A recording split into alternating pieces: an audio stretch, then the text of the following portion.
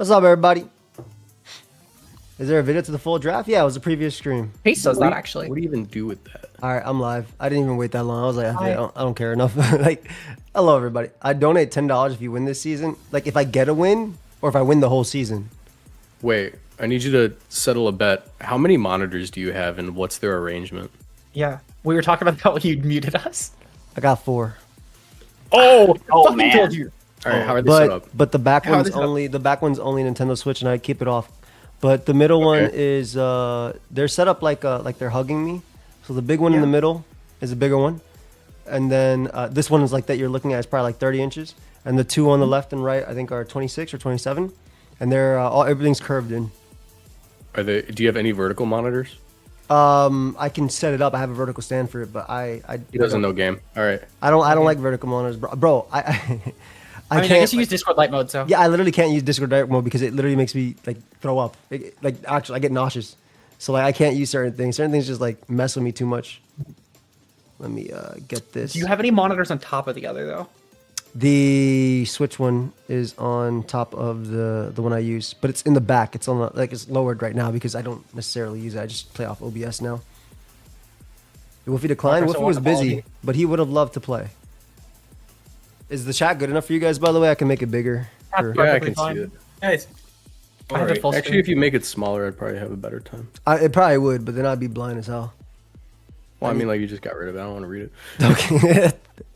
What's up, everybody? So this morning we did the SPL full draft stream. Now we're doing the analysis stream. We'll be going through the teams and going a little bit more in depth.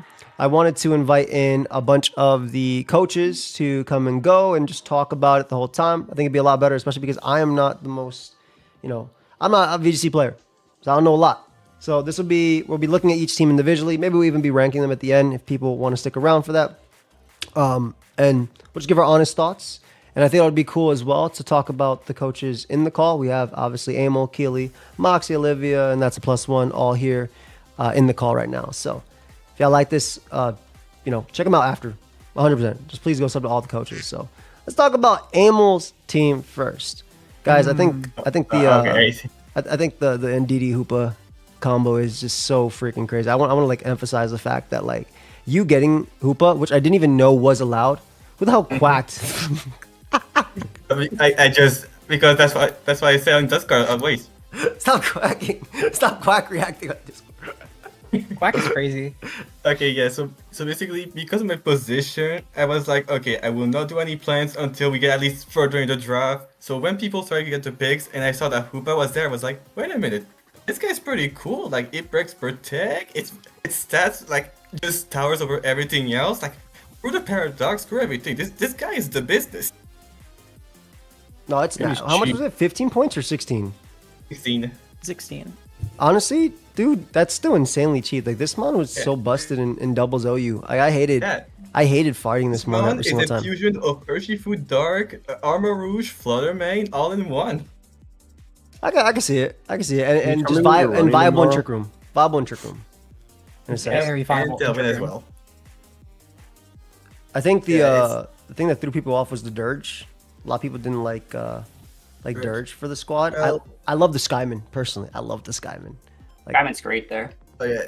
One of the few Dirge, drafts I the think idea I've is that, bought this well, one. it's not the best use of Wisp, but Wisp is good. Same for Young. I was thinking that maybe it could also like snowball, like with Trick Room and just clicking Torch Song again and again, because offensively, kind of slept on. Like it has a high base special attack. Yeah. This I is think true. it's unaware is like the biggest And also value it out gets of it. me unaware. Like if I ever fought James in playoff, because I don't fight in regular season, but if I do, well at least I have an answer. Fair into like Dozo and stuff. That makes a lot of sense, especially with Until I the- get fissured. Yeah, literally from there. I mean, Terrafly if you want an option. I really, like I said, I really like Skyman. The Tailwind was I was like debating Skyman for a while. The Tailwind, what I thought was really cool for this, especially because Hoopa's so perfect, dude. You got a Trick Room on that sets Trick Room for itself as well, and that abuses Tailwind so perfectly. I love your top 4. I think those are my favorite of your whole team. Obviously, I think your rain mode is slightly weaker, just because Pie Toad is worse than Pelipper, in a sense of what it can do. And this one's probably maybe it's a little better. I don't even know if they gave Pelipper like I know did Pelipper have Helping Hand now too? They give it to everybody. Yeah, I know because I keep trying to click on gold and go. Okay. The Moody stuff plus Shahir Code I think is a really viable option as well. Next to redirection, if you really want to, just sub up and get them defense boosts and stuff. Plus disable, like sub, disable, protect. Sheer Code I felt I thought felt like a pretty viable option on this mon. How many points was Golduck? Look this up at the side. It's 5 points. That's not too I bad. just realized I think it's showing the wrong Indeedee on the draft side. For anyone that's disabled, does it mean female? Yeah, he's the good Indeedee here. That's why we hate the core. Is that how you notice? Is it based on the horns? Yep, it's based on the horns. Females go down. The horns, and also the Also, male Indeedee's angry and female Indeedee's happy. Yeah. Yo, what's good? What up, Joe? Howdy, Joe. Hi, Joe. Wait, is this male Indeedee or female Indeedee? Female Indeedee. It's showing the wrong one. It has the wrong. It just has the wrong picture. Oh, I see. I was like, damn. What do you think about? What do you think about this team, Joe? What do you think about the? I feel like Hoopa Indeedee is so nasty, especially next to like Tailwind as well. Next to the Trick Room option. Yeah, like I would say like Shaman is not that impressive to me because I just think like you get the Tailwind, right?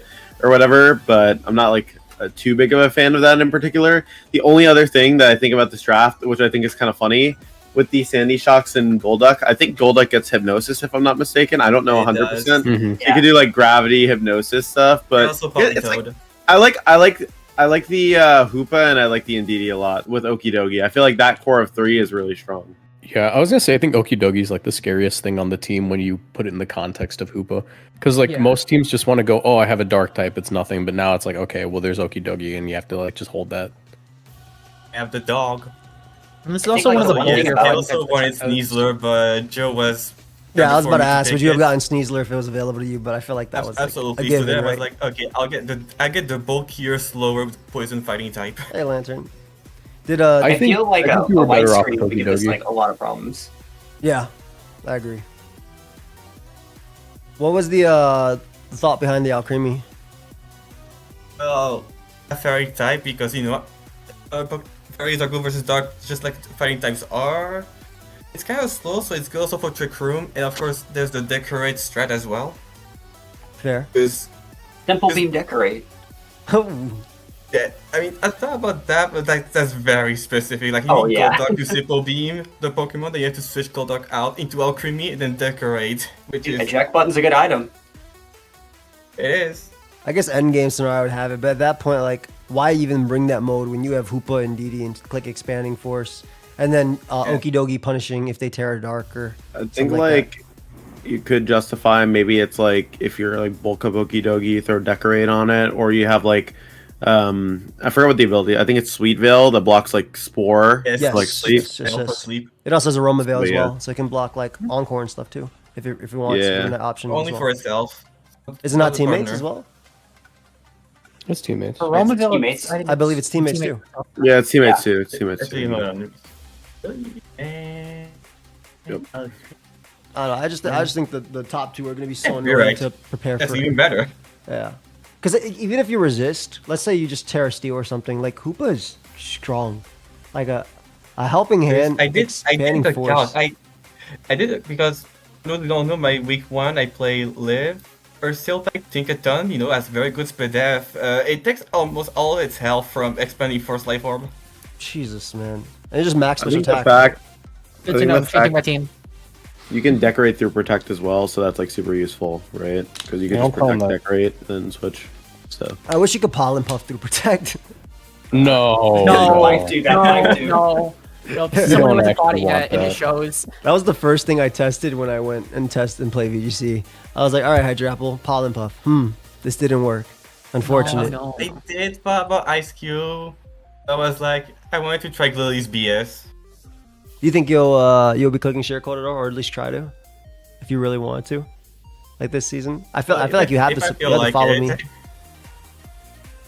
Also, something worth noting is that if I want share code to be as accurate as possible, I need to stay in Ice type, because for those who don't know, any Pokemon that use share code that are not Ice type have to move at 20% accuracy instead. I'm gonna be honest, 20 and 30, same thing. You just praying it lands. Hey, it's about this. No, 30 is the skull Bro, burn. it's like 1 in 3 versus 1 in 5. What are you on? 20 and 30, same Or a thing. skull burn. No. It's literally the difference between a scald burn and like a tri-attack burn. Man, I don't click dynamic punch and flip a coin, okay? I just you do. pray it does it every time. 20, 30, same thing, man. Just saying, y'all see how much Scald burns. So like, Hey, you know. not in this gen. Maybe when we clicking it in gen 6, 7. I don't be seeing no skull doing it. I like It's the okay, shot. my steam eruption will burn plenty. I got you, Joe. Yeah, you're good. Also- You're good. Or you'll miss. So by the way, from No. earlier, there have been a little difficulty with my draft, to say the least. I'll explain everything in due time. Yeah, it'll be fine. Percentages don't matter in Pokemon. You do play the odds. You go for the higher one, but at the end of the day, the game can decide you're gonna miss anyway. And as someone who has played in a lot of tournaments and stuff and lost to that, just it's Mons at the end of the day. 20, 30, same thing. Oh, I gotta click Hydro Pump to win. Oh, I gotta click Focus Blast to win. Oh, they're both gonna miss. It's the same. Yeah, man. It's like you always say, you know, Top 4 is sometimes you get scary, lucky. and then the rest is just your typical AMO stuff picked up together. I really love your main abusers, dude. Hoopa and Okidogi, like, it's just such strong attacks. I love that combo together. Synergy. It's beautiful. It's actually beautiful. And I actually value Skyman a lot more than Joe does. I think it's gonna be really cool.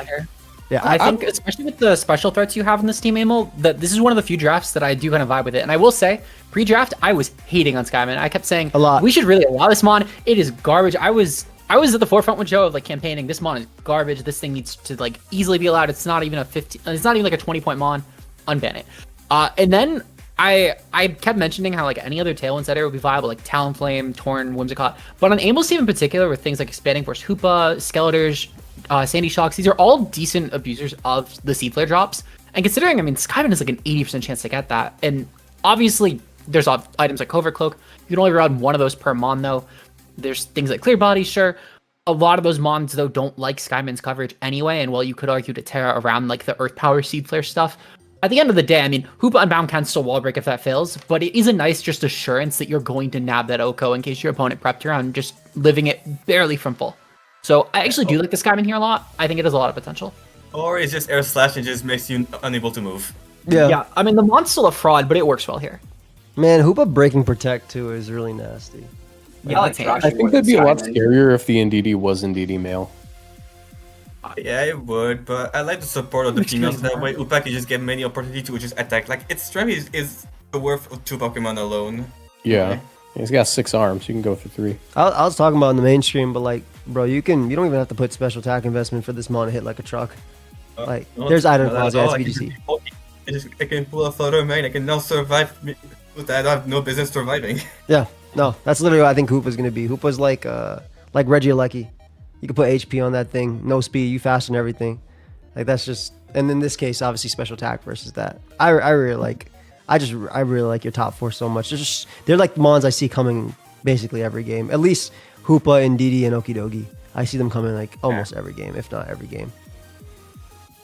Yeah, let's look at this. Let's look at this team. Hey Moxy, I noticed you mentioned Spupa in your I told draft. you guys to pick up Spupa. Like, I wish it was I said it.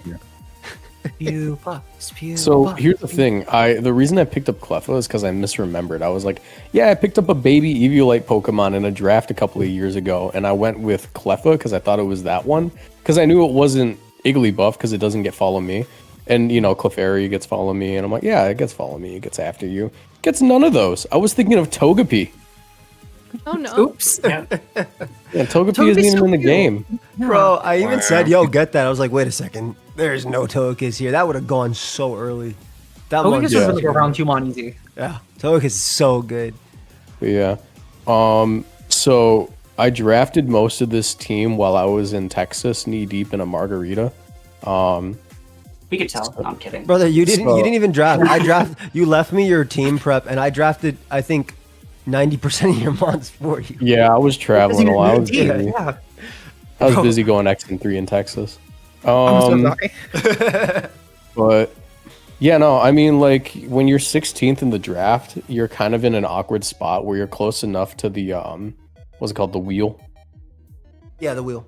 Yeah, you're close enough to the wheel where you can try to do some combo picks, but you're kind of still towards the middle. It's like a weird spot. I mean, I didn't have your spot. Your spot sucked. But by the time it got to me, there were no 20 pointers left. There were hardly any 19 pointers. So I just had to look for value, and I was like, what type do I want to pick where I have like the most value coming out of it? And I was like, oh, I want a steel type, because there are like a decent amount of good steel types in Gen 9, but most of them like just pale in comparison to like Golden Go, King Gambit, and I'm missing one more, Registeel, whatever. So my original pick was going to be Golden Go Iron Bundle for my first two, and then James snipes Golden Go for me like 3 picks before me or whatever, and I go, oh, that sucks. King Gambit.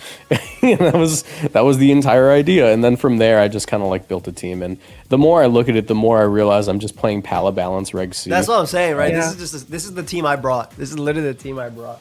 Yeah, Those were better times. yeah, and I mean, like, everything on this team's fat. Like, there's only 3 Mons on here that can't really eat a hit. I like teams that give me flexibility but still hit decently hard. So King Gambit, Iron Bundle, Komodo, those are 3 of the most. King Gambit isn't like super flexible. It's got like 2 movesets, but in draft, like, you're able to like change your Terra up, like tech on a Terra Blast, low kick, whatever. Iron Bundle is like one of the most customizable mons, I think, in draft, because you can do like encore stuff.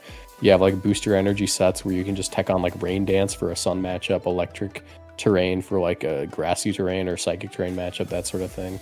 Komodo is just like the single most flexible mon, I think, in the game, just because he has like 3 well-established sets and they all work. And Petulant was just there because I thought he looked cool. Bro, I think Petulant's gonna make your team like just that much harder to take down, because that poison gas, yeah. the fact that you're confusing both of the opponents next to a hard hitter, right? All in front of it are hard hitters. Palafin's a hard hitter. Shoot, special attacking Abomasnow, clicking Blizzard a hard hitter too.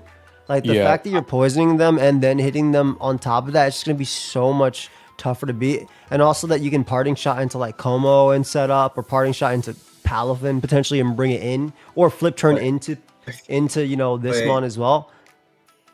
The week that I played as well. in like the prep games, I can tell you that like this thing is stupid in doubles, and I'm glad we actually don't have it around.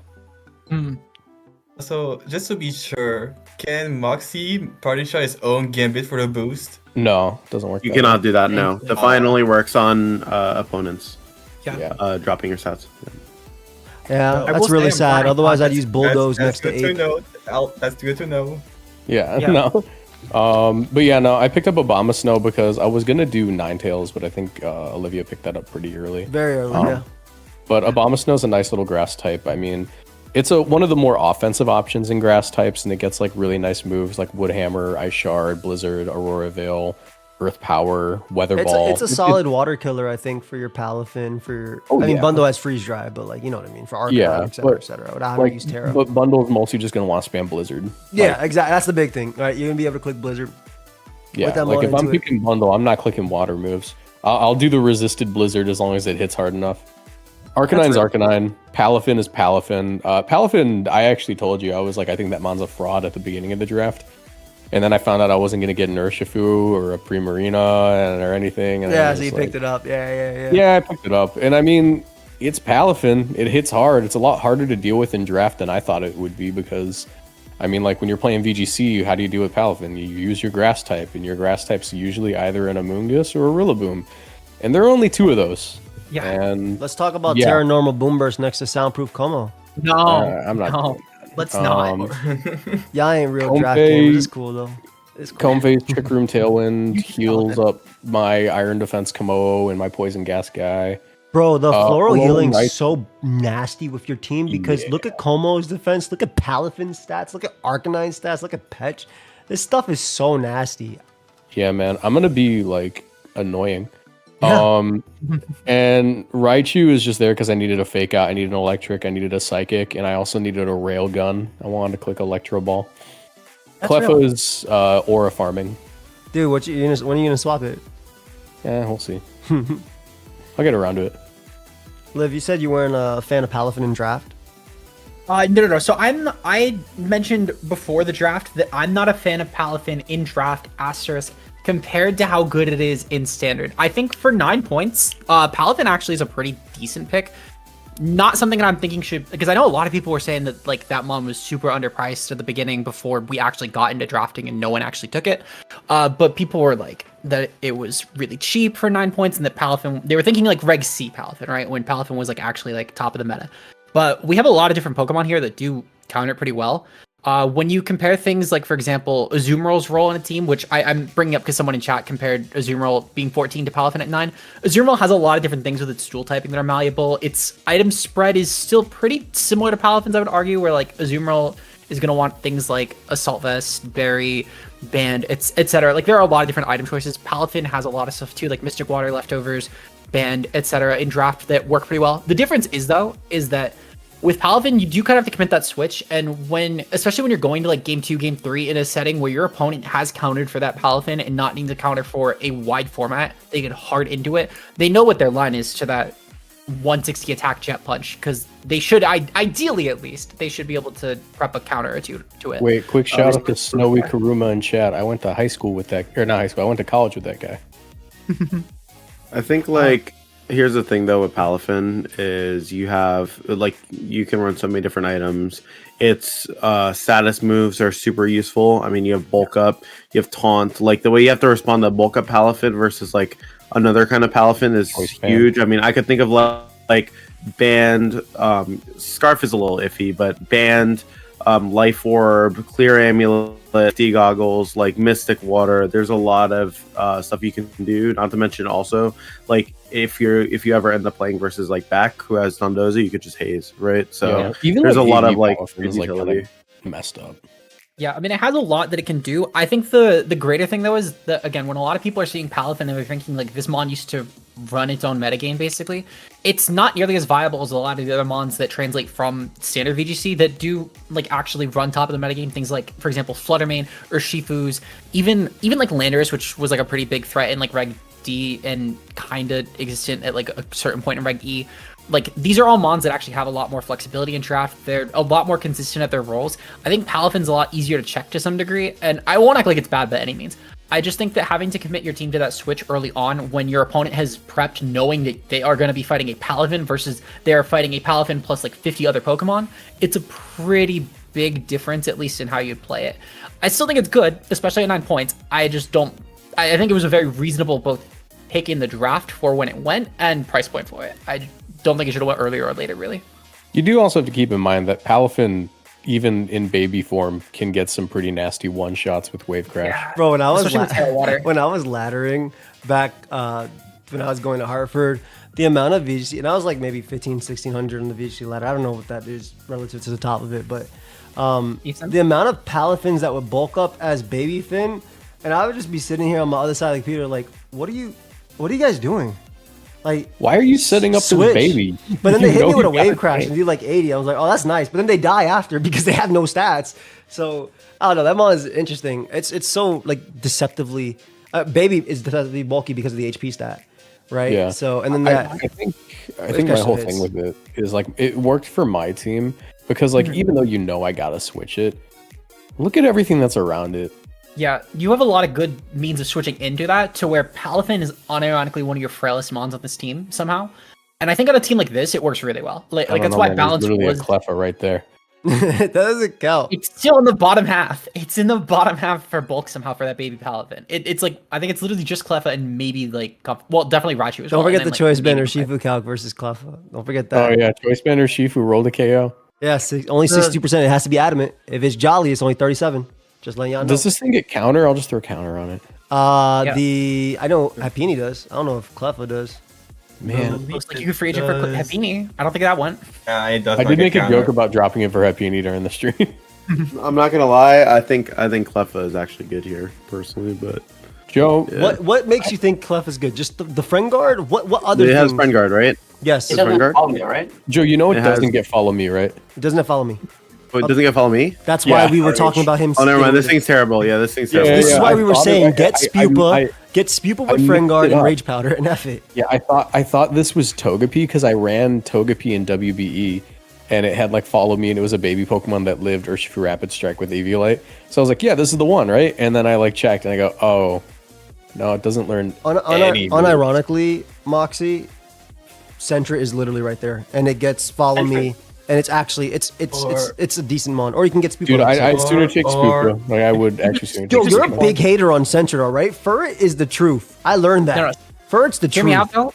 If you want to get Spupa, you have to actually drop another mon because that's 2 points. That's Just very get funny. well, Get you then I'm Sentry. picking Get up that Sentry. thing. It's 1 point. Capsicid. Capsicid's 1.2.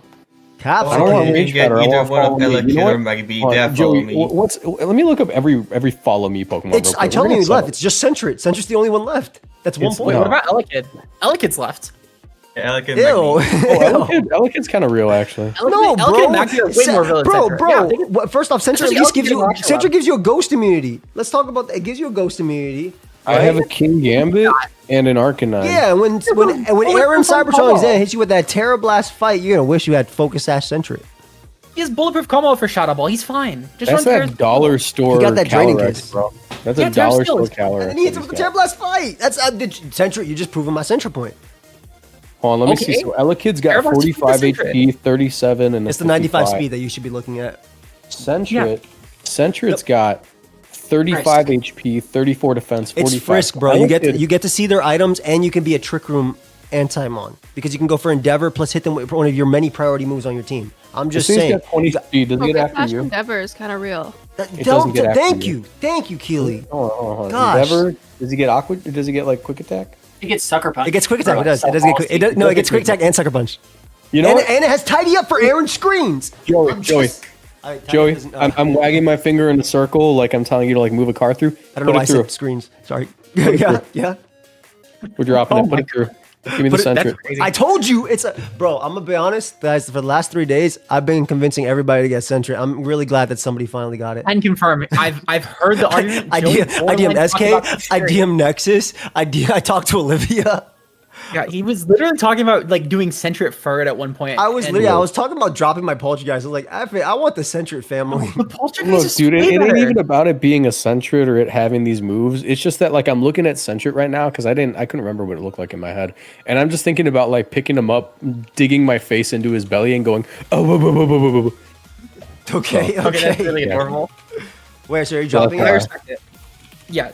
If you bring Sentret, that's also a great thumbnail. That's what I'm saying. Unfortunately, it's for week Can 4 I now. tell you? Can I? Yeah, it is week 4 because you're 1 minute over the. That's so funny. So close. Keely's right though. So I actually recently clicked. The reason why I said I was on the Centric train is recently a great thumbnail from Aaron showed up, and that Centric killed the Calyrex Shadow Rider with knockoff, and in the same one it also killed another Mon somehow with knockoff too under Trick Room. So I'm a big Centric believer. Are you doing this, Moxy? Are you actually doing this? Yeah, put it through. Effective week 4 because we're 1 minute late. Hey man, Sorry, I you had weren't even to gonna bleep bring it that. anyway. I wasn't That's gonna bring it. Though. Yeah, you weren't gonna bring it. I'll change that. I'll change that later. I really like Raichu, It dude. gets knockoff too. That's kind Yeah, of goofy. dude, it's and it's slow. It gets It's super 20, thing. Wait, no, this mod's real. it literally gets Yeah, everything fur it gets. Yeah, it gets follow me. It gets super fang knockoff. It has also baby doll eyes priority for That is priority. which That is is a real priority. move. This is a That is a real move, yeah. All you need from a helping hand, a follow me mon is to just one turn. That's all you need to set up You also Why get did you Shrek. mention tidy up? What's tidy up for?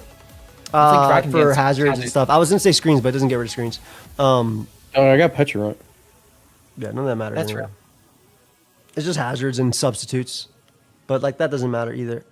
Gets Yo, rid of wait, you get substitutes? focus energy. Yeah, You got this. Wait, bro. Under Trick Room, give it to him week 3. Fine, I'll put week 3. Fine. To be fair, we were discussing it during. Hey, but we didn't lock in. Nah. Oh, you know what else you could do, bro? Under Trick Room, tidy up with it with a focus sash, get +1 attack and speed, baton pass in the next turn. Oh yeah, let me baton pass into. Oh, let's see. Gambit, Come on.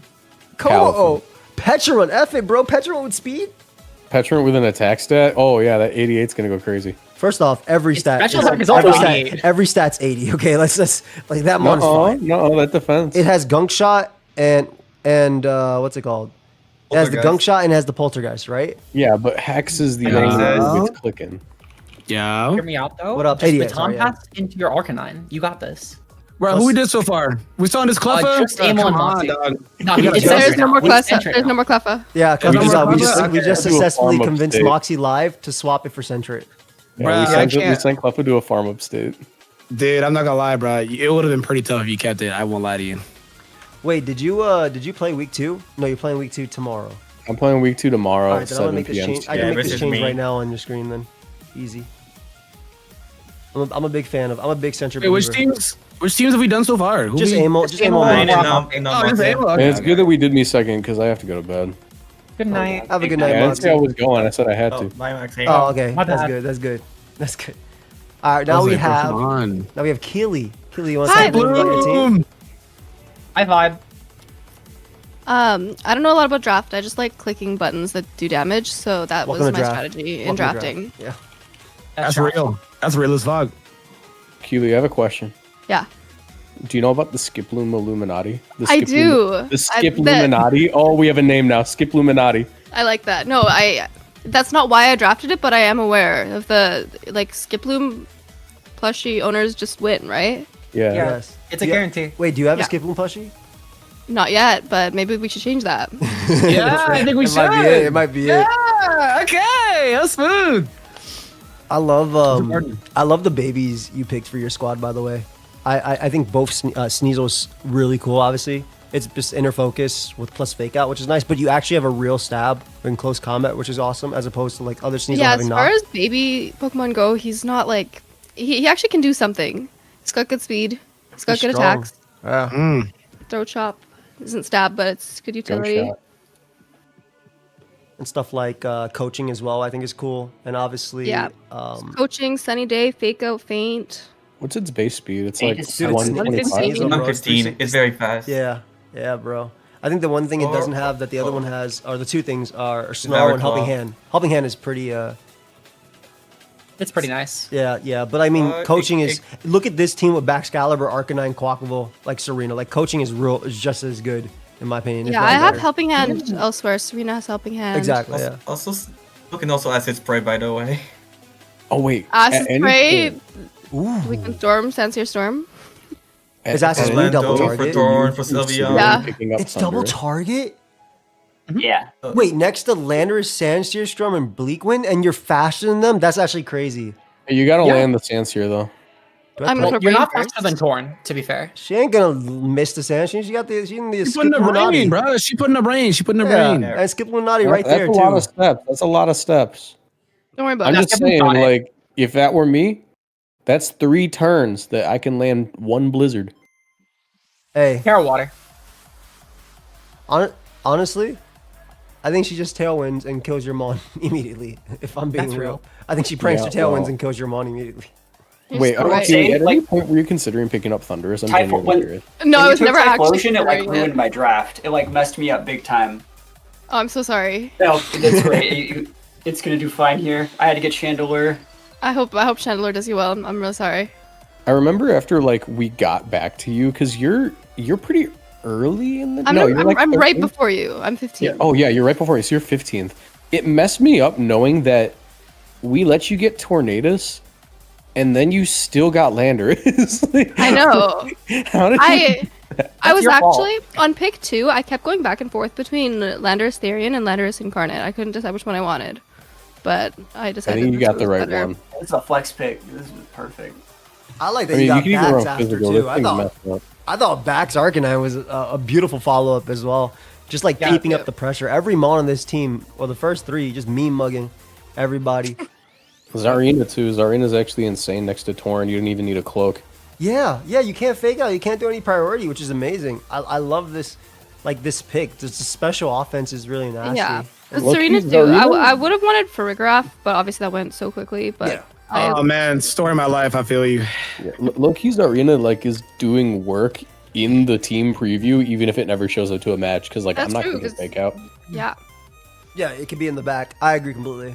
Not even in the back. It doesn't have to show to the games. Just Yeah. show up the to threat sit on is the bench. it might be Yeah. enough. It just needs to be team preview. Just No, the that's what I'm threat saying. Like, that the they threat have of to it think being twice. the threat of it being in the back, if it, as long as it's that team preview Yeah. is what matters. So I really like that. What was the Quackable idea? I didn't get to finish the video. I was going through it. The Quackable, I actually almost drafted Palafin, which is funny because Marcos took that next pick, I think. But I just wanted a water Pokemon. I liked Rain with Tornadus and Landorus. I like the idea of clicking Rain Dance, so I thought I should have another water type Pokemon or something to lean into that more. Just was another fast offensive pick. But yeah, it was kind of between Palafin and Quaquaval. Decided to go with Quaquaval. I love this mon. It is I don't know if you've ever had an Quavo is experience with insane. Kartana, but like this is the mon that obviously this is a double, so it's not singles, but this is the mon that just accidentally wins games by simply clicking Aqua Step and getting the Moxy boost. Like it is such a nasty. Sorry, wait, what's his hidden ability? Moxy, Oh bro. my god. Oh, damn right. Yeah, okay, thank you. I knew I was setting you up. I knew I was setting you up. I knew I was setting you up, but I doubled down anyway. I was like, F it. Go ahead. Say it loud and proud, bro. I will say I absolutely love the Quaquaval here. It's such a cool pick, seeing that especially with like the Rain core that you have with like Landorus Tornadus here. I think it's a decent enabler too for a lot of different things. Like for example, it's a great Steel Killer in Rain still for things like backs in case Landorus for some reason can't calm. Yeah, it's got close combat. It's got yeah. It's just great at everything really. Honestly, that's my vibe, Mon. So if I don't win, I hope you win this season. Thank you. I'll try my best. Even as a Listen, support, you got Quavo Skip, can you be got that. cool. As you know, it has coaching, it has encore, it has help, it has taunt. Yeah, Quack is a nasty. I freaking love Skip Bloom. Bro, I'm heavy on the backs. The backs is tough because it normally doesn't really do anything when we do singles, but he's like not a fraud in doubles. Yeah, bro, and not everybody has Incineroar. You don't gotta have no clear amulet. You don't gotta do anything like that. No protect. You set up and just hit. But people not having Incineroar is so nice. Don't have to worry about like running covert cloaks and stuff. You have way more options, I feel like. Yeah, I that's think the big thing about SD draft backs as is well. really good here. Yeah, I think XD looks crazy. Honestly, just use the OU set too. Like I don't think your team, in my opinion, especially with Serena, you don't have to click. I wouldn't. Like if I had this draft, right? I'm not clicking protect as much. I'm bringing 4 attacks on most of my mons every single week and just attack. Yeah, I'm just so usually gonna strong. be faster anyways. Yeah, so. exactly. You're usually gonna be faster. If they can even attack me. Exactly. If they waste a turn faking out because you don't have Serena, then they're not attacking your threat. They're just they're neutralizing one of them. Whereas you have, it's not like, oh no, they faked out Landorus. I just have a really, really strong Excalibur right next to it. Like that's what I like a lot about this build, and I love Arcanine. Yeah, but a lot of spread moves too, because I'm not too worried about wide guard most of the time. Yeah, a lot of spread and a lot of good single. Like you run sand, it runs sand, and then it just runs earth power as well, obviously, right? So that's all you need. Protect is a fake move. Let them know, SK. Let them know. Listen, speaking of protect, it's time for you singles draft players to learn what I don't Terrabax Caliber know. actually does. Wait, so what? That one's gonna one shot all, to learn what Terrabax Caliber does. Oh, we had Red. Oh, I know I know what Terra Bax does. Yeah, we had the BBR league. The guy won with Terra Bax. Yeah, I know what Terra Bear, Bax, I that did. cheap mon. Yeah, J-Bear, he won the whole thing. What counterplay? Terra Bax is stupid, and we've banned it in Terra since then. Luckily now I have have 2 fun. Pokemon to attack it. Unfortunately, there are Goes for several Dragonite. demons surrounding it. I Right. think I got the cleanest season. That was crazy. whatever. I dodge kill you anyway. I'm good. I will not be fighting this. This I demon didn't. mon. I'm so sad. Good luck. What, we're like the Bax is last gonna pick rip or my something, team. right? Yeah, that Bax is gonna rip my team. I'm not looking forward to Hey, it. bring a Lola Ninetales so she gets a defense defense Oh, raise. thanks. Didn't That'd think be of nice that. of you. So true. Oh, and then bring Volcanion so she gets an attack raise too. And then I'll that's nice. help hand the box too while I'm at it. Thank you. Wait for playoffs. That's you think I'm making it to that? That's crazy. I appreciate that. I ain't going. Oh, there. win. My think goal is I'm one making win it? this season. I don't even know how to play draft. Listen, I barely know how to play Pokemon. That's real. I was on your screen watching you win back to back, so that's a lie. Don't ever Oh. singles I was players in gonna this say, call. nah, don't listen that to her. was. Yeah, I was gonna say, people definitely said you be playing hella VGC. I don't know, that might be cap. Street set. I Street play a set lot of was VGC. crazy. That doesn't mean I play a lot of VGC well. I respect that a lot. I get it. My favorite tier is what I'm terrible at, so I understand. But that being said, I saw you win a bunch in a row, so I don't think you're terrible. Thank you. Yeah, I did do that, I guess. Wait, if your goal is 1 win this season, that means you lost your first game. Shoot, I might have. You'll find out next week. I just want to win, and then prove win. Furret's cool. That's all I want to do. Maybe trade Moxy for his Sentry in the future. But yeah, I love this. I I also think a cool aspect that I would look at as a draft player is Toxic Spike Sneasel into sub backs, into sub Lando protect. Like if I want to run protect, that's how I would do it. I don't know if that's a legitimate option, but I love the idea behind that. But that's just my draft side taking over more than I guess VGC. It probably doesn't work out as well because Glamora sets it up by not even attacking, whereas Sneasel has to give up a turn to do it. So it's just interesting. But just some little aspects. Protect on all your mons for sub. That is not legit. That's easy. Hey, it's definitely. Hey, I'm gonna say sub protect is fine. I've done it in VGC. It helped us in the MBL.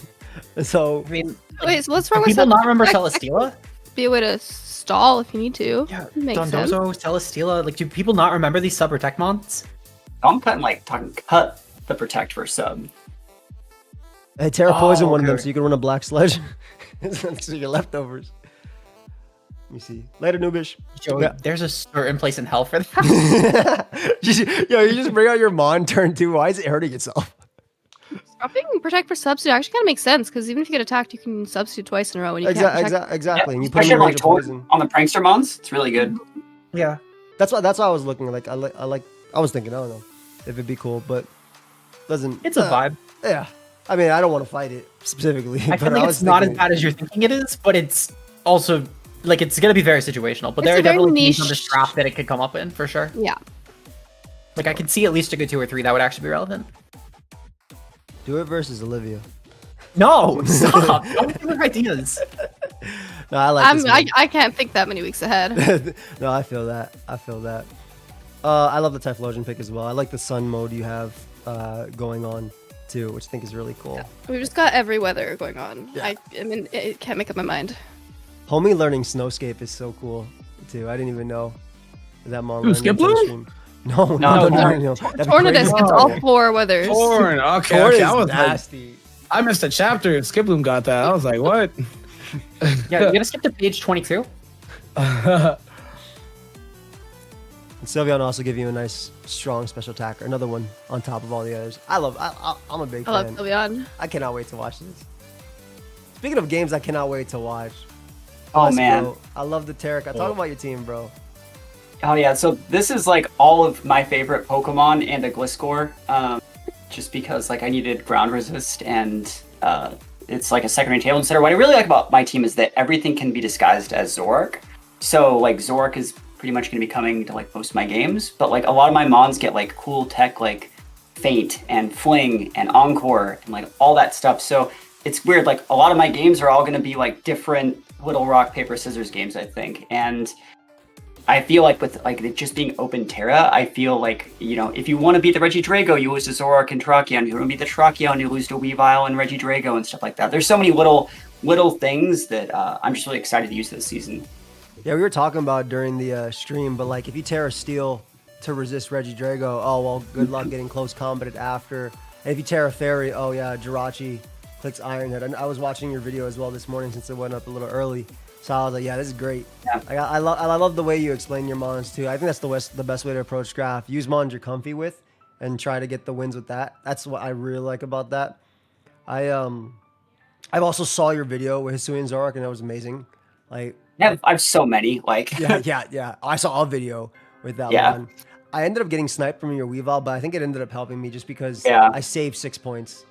I had to take Weavile when I took it because I was there's no way Weavile's getting around again. And then Shandy was supposed to be Typhlosion right after right around the Tracheon time in the Evire. So I got Tracheon, I had to get redirection, and then I was like, cool, Typhlosion, perfect. That's the last thing I needed because I wanted that little sun mode too. And I'm well, Shandy works, but it isn't working as well. But It gives you Imprisoned Trick Room at least. I already had that on Jirachi, but it gives me a second mon to do that with that doesn't have a fire weakness. That's so also I immune to fake out. Yeah, I know. So it's I think this is a really, really fun team. I also like that a lot of my mons get variants of helping hand and stuff like that too. So there's a bunch of multipliers going on, tons of AoE damage. If there's no wide guard, the match is kind of over, I think. Dude, I think Regidrago is going to be so nasty. I really wanted it. My initial draft was going to have Volcarona, Regidrago, and a few other mons. Like I wanted Volcanion with Diancie because it's a tried and true doubles OU combo, and then Weavile and stuff like that. But I was like, wishful thinking. When Regigigas went round 2, I was like, bro. I almost first picked it. Like, But I mean, it's so did. good with Whimsicott. It's so good Yeah. with Whimsicott. My friend won her Draft League with that combo, like on Yeah, Slowdown. So I was like, oh man, I gotta. When I was invited into the league, I was gonna like first pick Drago. That was my idea because I was like, there's only so many things that basically there's only so many fairies people can have, so it's gonna force fairy Terras. But then I realized if I was a higher pick, I can get Amon and Drago, and that's kind of what happened. So if I was down near where you guys are, I probably would have picked the Drago first. Yeah, Makes that's makes real. sense. Honestly, it's a decent value pick for 15 too. I mean, that thing kind of just it's a free one shot into anything that's not Terra Fairy, and especially when you know the Terras ahead of time, Yeah, you you kind can of only just know you what can only to Terra click. once. Like It's not like this is in-game ladder where it's just a close Terra. Like you know that Terra, and it's like cool. This mon's not Terra Fairy. Bye. Yeah, I think this is really, really fun. Like I was talking about, these are all mons that like I use when I go to events and stuff like that. And so it's going to be fun seeing how I play at events like in a draft league format too. And I don't know, hope maybe like some of the people that have played me at events know some of my sets, so they might be able to metagame me a little bit, but I can probably use that to my advantage as well. So it should be a lot of fun. I'm just hyped for the mind games, dude. When the Oh, yeah, Zoroark that's- is there in the back and everything happens, or they Terra in front of Zoroark thinking it's Reggie Drago, and then Yup, they Terra that's the- Fairy and you hit them with like a Shadow Ball or whatever you want to go from there. I just love the There- combos. There's so many like little other things too, like, you know, like side, you know, beat ups into like weakness policy, like Ghost Terra Terrakion, just like absolutely blowing up things. Like if let's say I let them like against someone that had like a double intimidate or something, they throw the double intimidate, so you like policy proc and get the +4 off that, and you still KO things that were meant to live through like only like a +2 beat up. Like there's so many little things that you can use to like punish and draft. And if they don't have the Y guard or the follow me, this is just Terrakion time. It's so nice. I I'm love excited. Yeah, even if I lose, like I think like I'm gonna have a really good time in this draft, and I'm really looking forward to doing like more draft league content in the future because mons like this are just fun. Like I know Viz was talking about how they want to get like different mons every time. Like I just want to get like different Terrakion teams every time. That's just my thing. See which one works out to the best. I feel that. Yeah. I feel that. I like War Turtle's support as well. When we were looking through. I wish it still had follow me. Yeah, I had to get my water type. Well, I needed to get that fire mon because I was like really weak on the fire side. Then I needed a ground resist, and so I was like, it sucks saving your water for last. But at the same time, like I was looking at like Lantern and Swampert and War Portal. I've been using it a lot just in Reg G recently with like Fake Out, Life Dew. It's my second Life Dew mon. Yawn. I feel it's like that one mon that I can use to like protect my teammate, pivot in the War Turtle, give me a Fake Out to like get like a Terrakion out of a pin that it was already in. And so I think it fits on the team, but it doesn't provide as much offensive pressure as some of the other mons. Is the reason you're using it on that specific build that you were talking about not here, just because it's slower than Stoice, so it's better and it takes the hit and can flip turn out plus Eviolite, so it holds that item instead of frees up an item slot for something else? Or what's the rationale behind using it where you've been using it Instead of as opposed to Blastoise? something like Stoice? Yeah. Yeah, I think people don't know calcs for like, some of the Eviolite mons and stuff like that, and so people think they can kind of like ignore War Turtles, so like where they wouldn't ignore Blastoise, and so like you can just Hydro Pump something, like, or go for like an absolutely like massive water attack or like an Ice Beam, and I feel that War Turtles like special attacks like not terrible, and so people kind of just ignore the Eviolite mons just a little bit more than they should be, and they take too much damage and too much chip. So it works for me, and I don't think I had enough points for like Stoice, but like I was kind of planning on getting War Turtle from the start of the draft. I think I talked about it before we even like really started like the full draft process. It was a 1-point mana. I thought that was a steal. No, I was gonna say I remember like literally when they were still working on the tiers. Like I think the first moment the doc got dropped within like an hour or so, you were like, "So is War Turtle gonna go up in points or not?" And I'm glad at least to see that you followed through with that because the mon's kind of clean for 1 point. It was unironically one of the best 1-point mons for sure. Does it get follow me? No, it does not. But it still gets like Fake bro. Out. If It it gets, got like, follow all me, the different it can't be stuff. follow me. It gets a lot of Okay, yeah, I was gonna say, I was like, that's why it like, yeah, I think it deserves to be 1 point if it doesn't get follow me. I think it's a really good 1 point, or even like I mean, it's probably still better than like half the 2-point pool. I probably wouldn't go any higher than that, but like it's decent for the value either way. And even if it was 2, you could have afforded it with your points left. just glad to see that it got picked up, because I know you were hyping that mon up before, and I'm curious to see what I it feel like does. you dropped the War Turtle GIF sometime in the chat before. Yeah. Yeah. I feel think I saw did. that. Yeah. I think you did. I Yeah. was also like, I was looking at like a bunch of weird other stuff too. Like, I think there are situations where like Scarf and Specs on like War Turtle can be usable, and I would I love think it's to one see of those. this. Oh yeah, like that's Wait, stuff that I do. Like, Just wait until you pull the Follow Me Evair with the Shell Smash Fire Spell War Turtle. don't tell them my strats, man. Like that's saving that one. You only like build this with Zoroark and Note it down Terrakion, for it's my fine. gaming MCU. But yeah, there's a bunch of cool stuff. Like, and then there's also like a few other like weird sort of techs that you can do with like whims, with like encoring and then going into like a priority move and stuff like that again after you've already locked in something. So like War Turtle having like access to, like Aqua Jet makes it like a secondary recipient of that move after it's already gone for like a Life Orb Muddy Water or something. If you want to Aqua Jet inside Encore, it becomes priority. So it's like a bunch of like cool stuff like that. And I think that a lot of my mons have access to those options. Evire gets quick attack. Gliscor, I think, also gets quick attack for those sort of techs, and it should be a lot of fun. I think like you definitely needed that ground immunity. So like yeah, I Gliscor did. makes Yeah. sense. Actually, that's also gets Feint if you want to know. No, yeah, they all get Feint and stuff like that, but Feint's too high priority to make that combo work. Because Whimsicott needs to side Encore you when you use like a regular like +1 priority move and be faster than you to make your last move that you already locked into get pulled up to the priority of Encore. Oh, we were actually talking about that as well. I think Yeah. in the chat earlier with Joe earlier before when we were drafting something with that, like the giving it the priority. or I give the something. priority after getting on. Yeah. I like that. I like that a lot. I'm excited. I'm excited to see your team, man. Yeah, this one of the is teams gonna be a that- lot of fun. Yeah, I'm gonna have a good season. There's gonna be a lot of KOs. You look like you were having a lot Oh, of fun when you were expanding your team too, which is like that's exactly what I want. I have a question about something in the rules, like how like KOs are sorted. Do Okay. KOs on your own teammates count? Like for No. like, You They just don't? write, you just write that how it next to it how it died. Like, oh, this mon died by this, but it would count like the mon's dead, but it won't give War Turtle the kill. That'd be or like. So I can't like earthquake something and get like 14 KOs in a round if I kill my teammates. Can't be killed. You really want kill leader? You cannot be kill leader by killing your mons.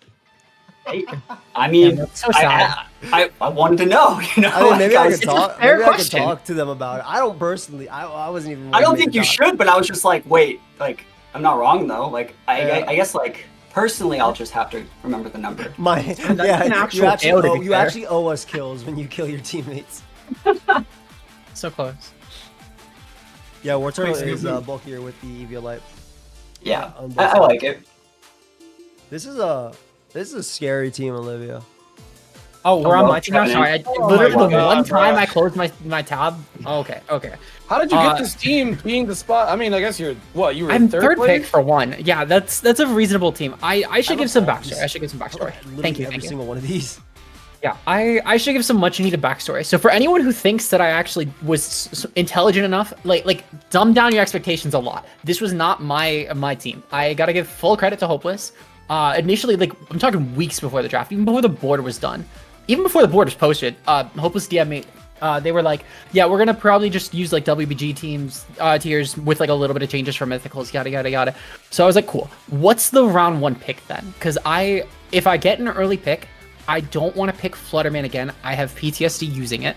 If I get a later pick, I don't think I'm going to get Ogrepon again because it was a miracle I got them on at 11th the last time I did Wi-Fi VGC draft. What's the round one pick? And Hopeless is like, there's a couple good options, especially if you get early on, and I happened to get third pick. And we were deciding between Tian Pao and Raging Bull. I was like, okay, cool. I know last time that I drafted, I had a lot of problems getting fast speed. Let's just get Tian Pao. And then Owen gets Tian Pao because Owen was going to get Fluttermane, and then Chase took Fluttermane. So I ended up with Raging Bolt. And I don't hate Raging Bolt by any means. I would have definitely preferred the speed, though, for sure. But Raging Bolt still has a lot that it works with. And I think that's especially where things like Volcanion tie really well. The defensive synergy there's really good because while they're both ground weak, obviously there's a lot of issue with that. They still offensively handle a lot of the things that would otherwise bother the other. Volcanion's great at clearing grasses for Raging Bolt. It's also good at clearing its own and Raging Bolt's ground types. Raging Bolt is good at just hitting a lot of the things that would resist Volcanion for neutral, even though there's not really much that would. It's also great at clearing waters for it, which while Volcanion walls them, doesn't really like taking them. Volcanion even getting to me, by the way, huge miracle. I'm talking about pre-draft with Hopeless as well. We saw that Mon was actually still around by mid round 2, and we were thinking, wow, we thought this would go like round 1. So huge shock that it even made it to back end round 2.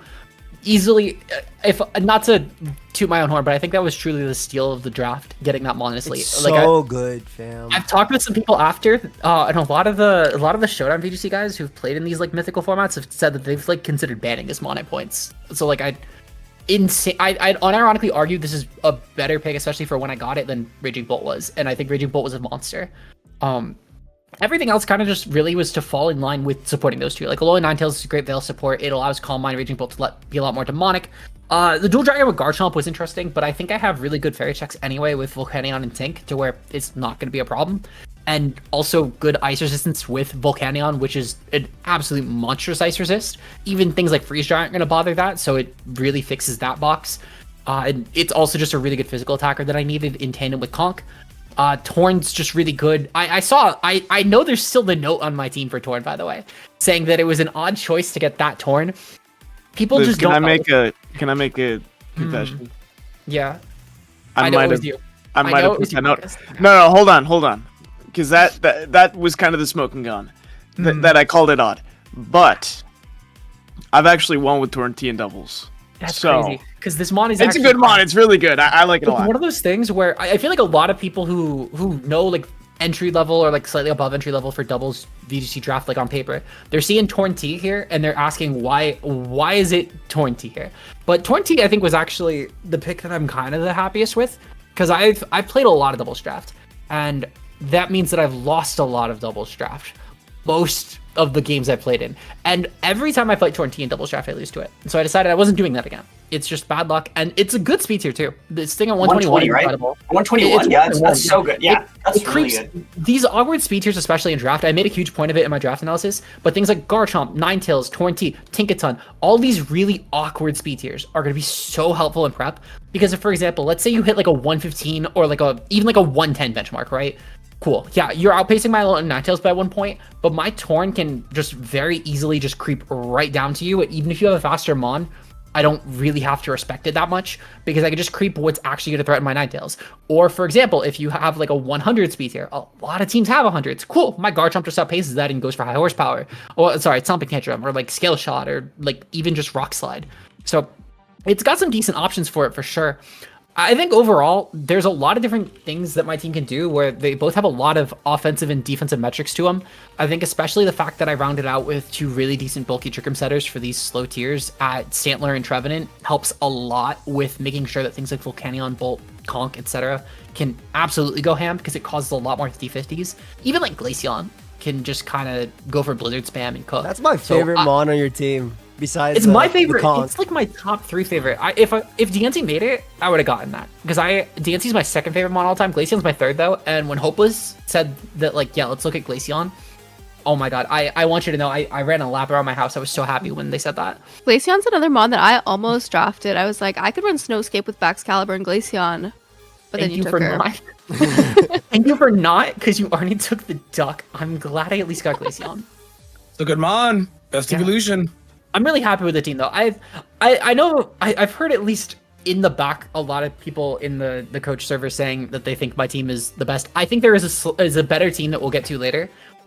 I am really happy with this, so I think it's the first time I've had a doubles draft, and again, a lot of the credits to Hopeless, that I don't hate the team by like week 1.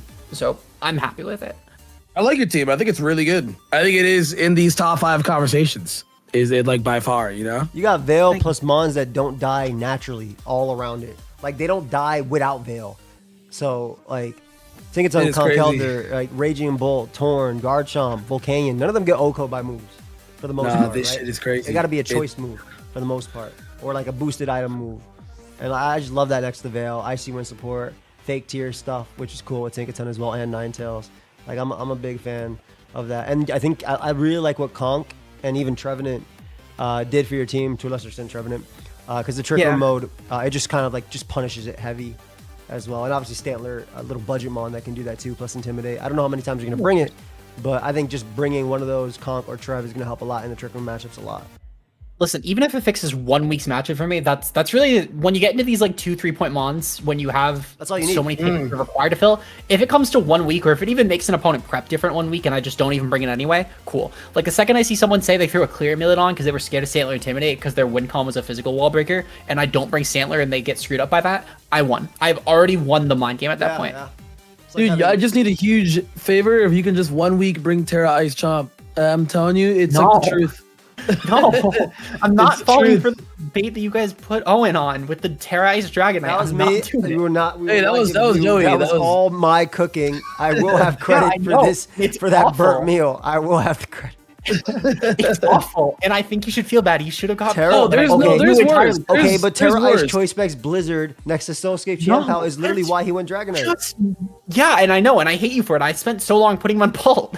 I'm so sorry that You my should be. creativity changed. You should be. You should be. It seems worse because of it. Hey, Dragonite's great. Okay, Dragonite's how is Great, but amazing. not Pult. Pult was super anyway. We'll get into that later. That's my one argument with Owen's team that I don't like. But other than that, I love. Like, Joe, how would you rate this? How many out of VGC would you rate this? If you're around, I know you're on mute right now. I'll come back to you. On that. Just let him Oh, hey, speechless. hey, sorry, I didn't realize I was muted.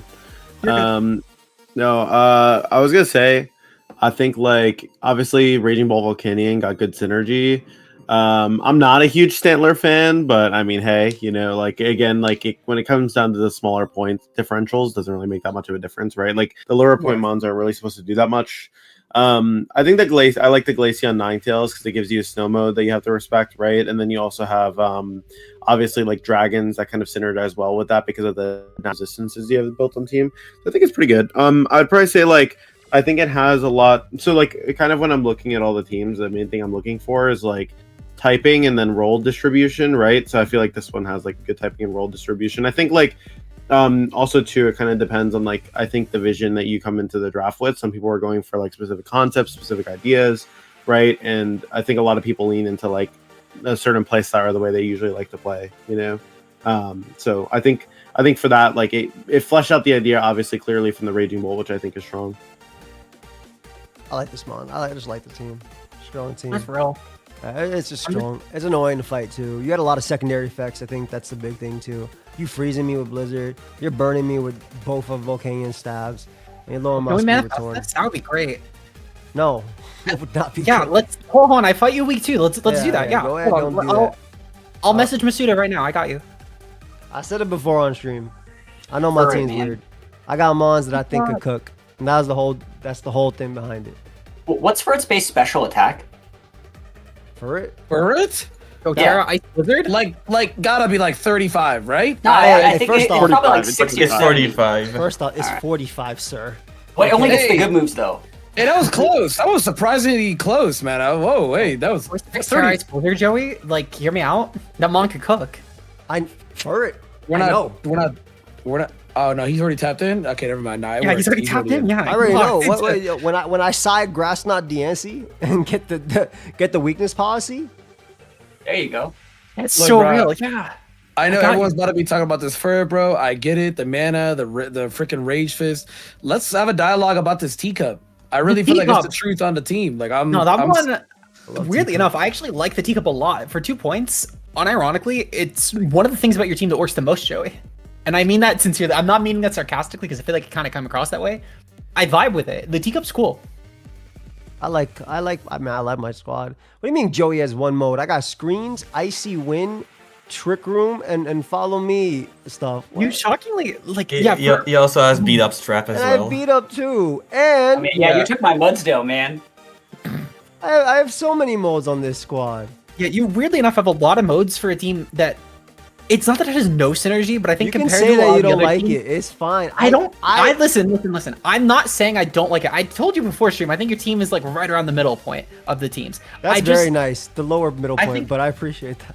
Like yeah, I'd say like an 11 to 12th best. Yeah, no, I feel honest in that. I think realistically, like your team for not having the best like offensive or defensive synergy necessarily, you have a lot of modes with your team, and I think you just have a lot of good mons. Like Annihilate is terrifying. You have DNC, which DNC, especially for a lot of the people that remember like Series 13 DNC, it's nothing like that. No, in draft, DNC's a monster. Dio Speed. I'm not going to comment on Dio Speed. You hate the I lost my Mon. privilege. I know for that. you I said you lost hate my the privilege Mon for back that. when we were drafting.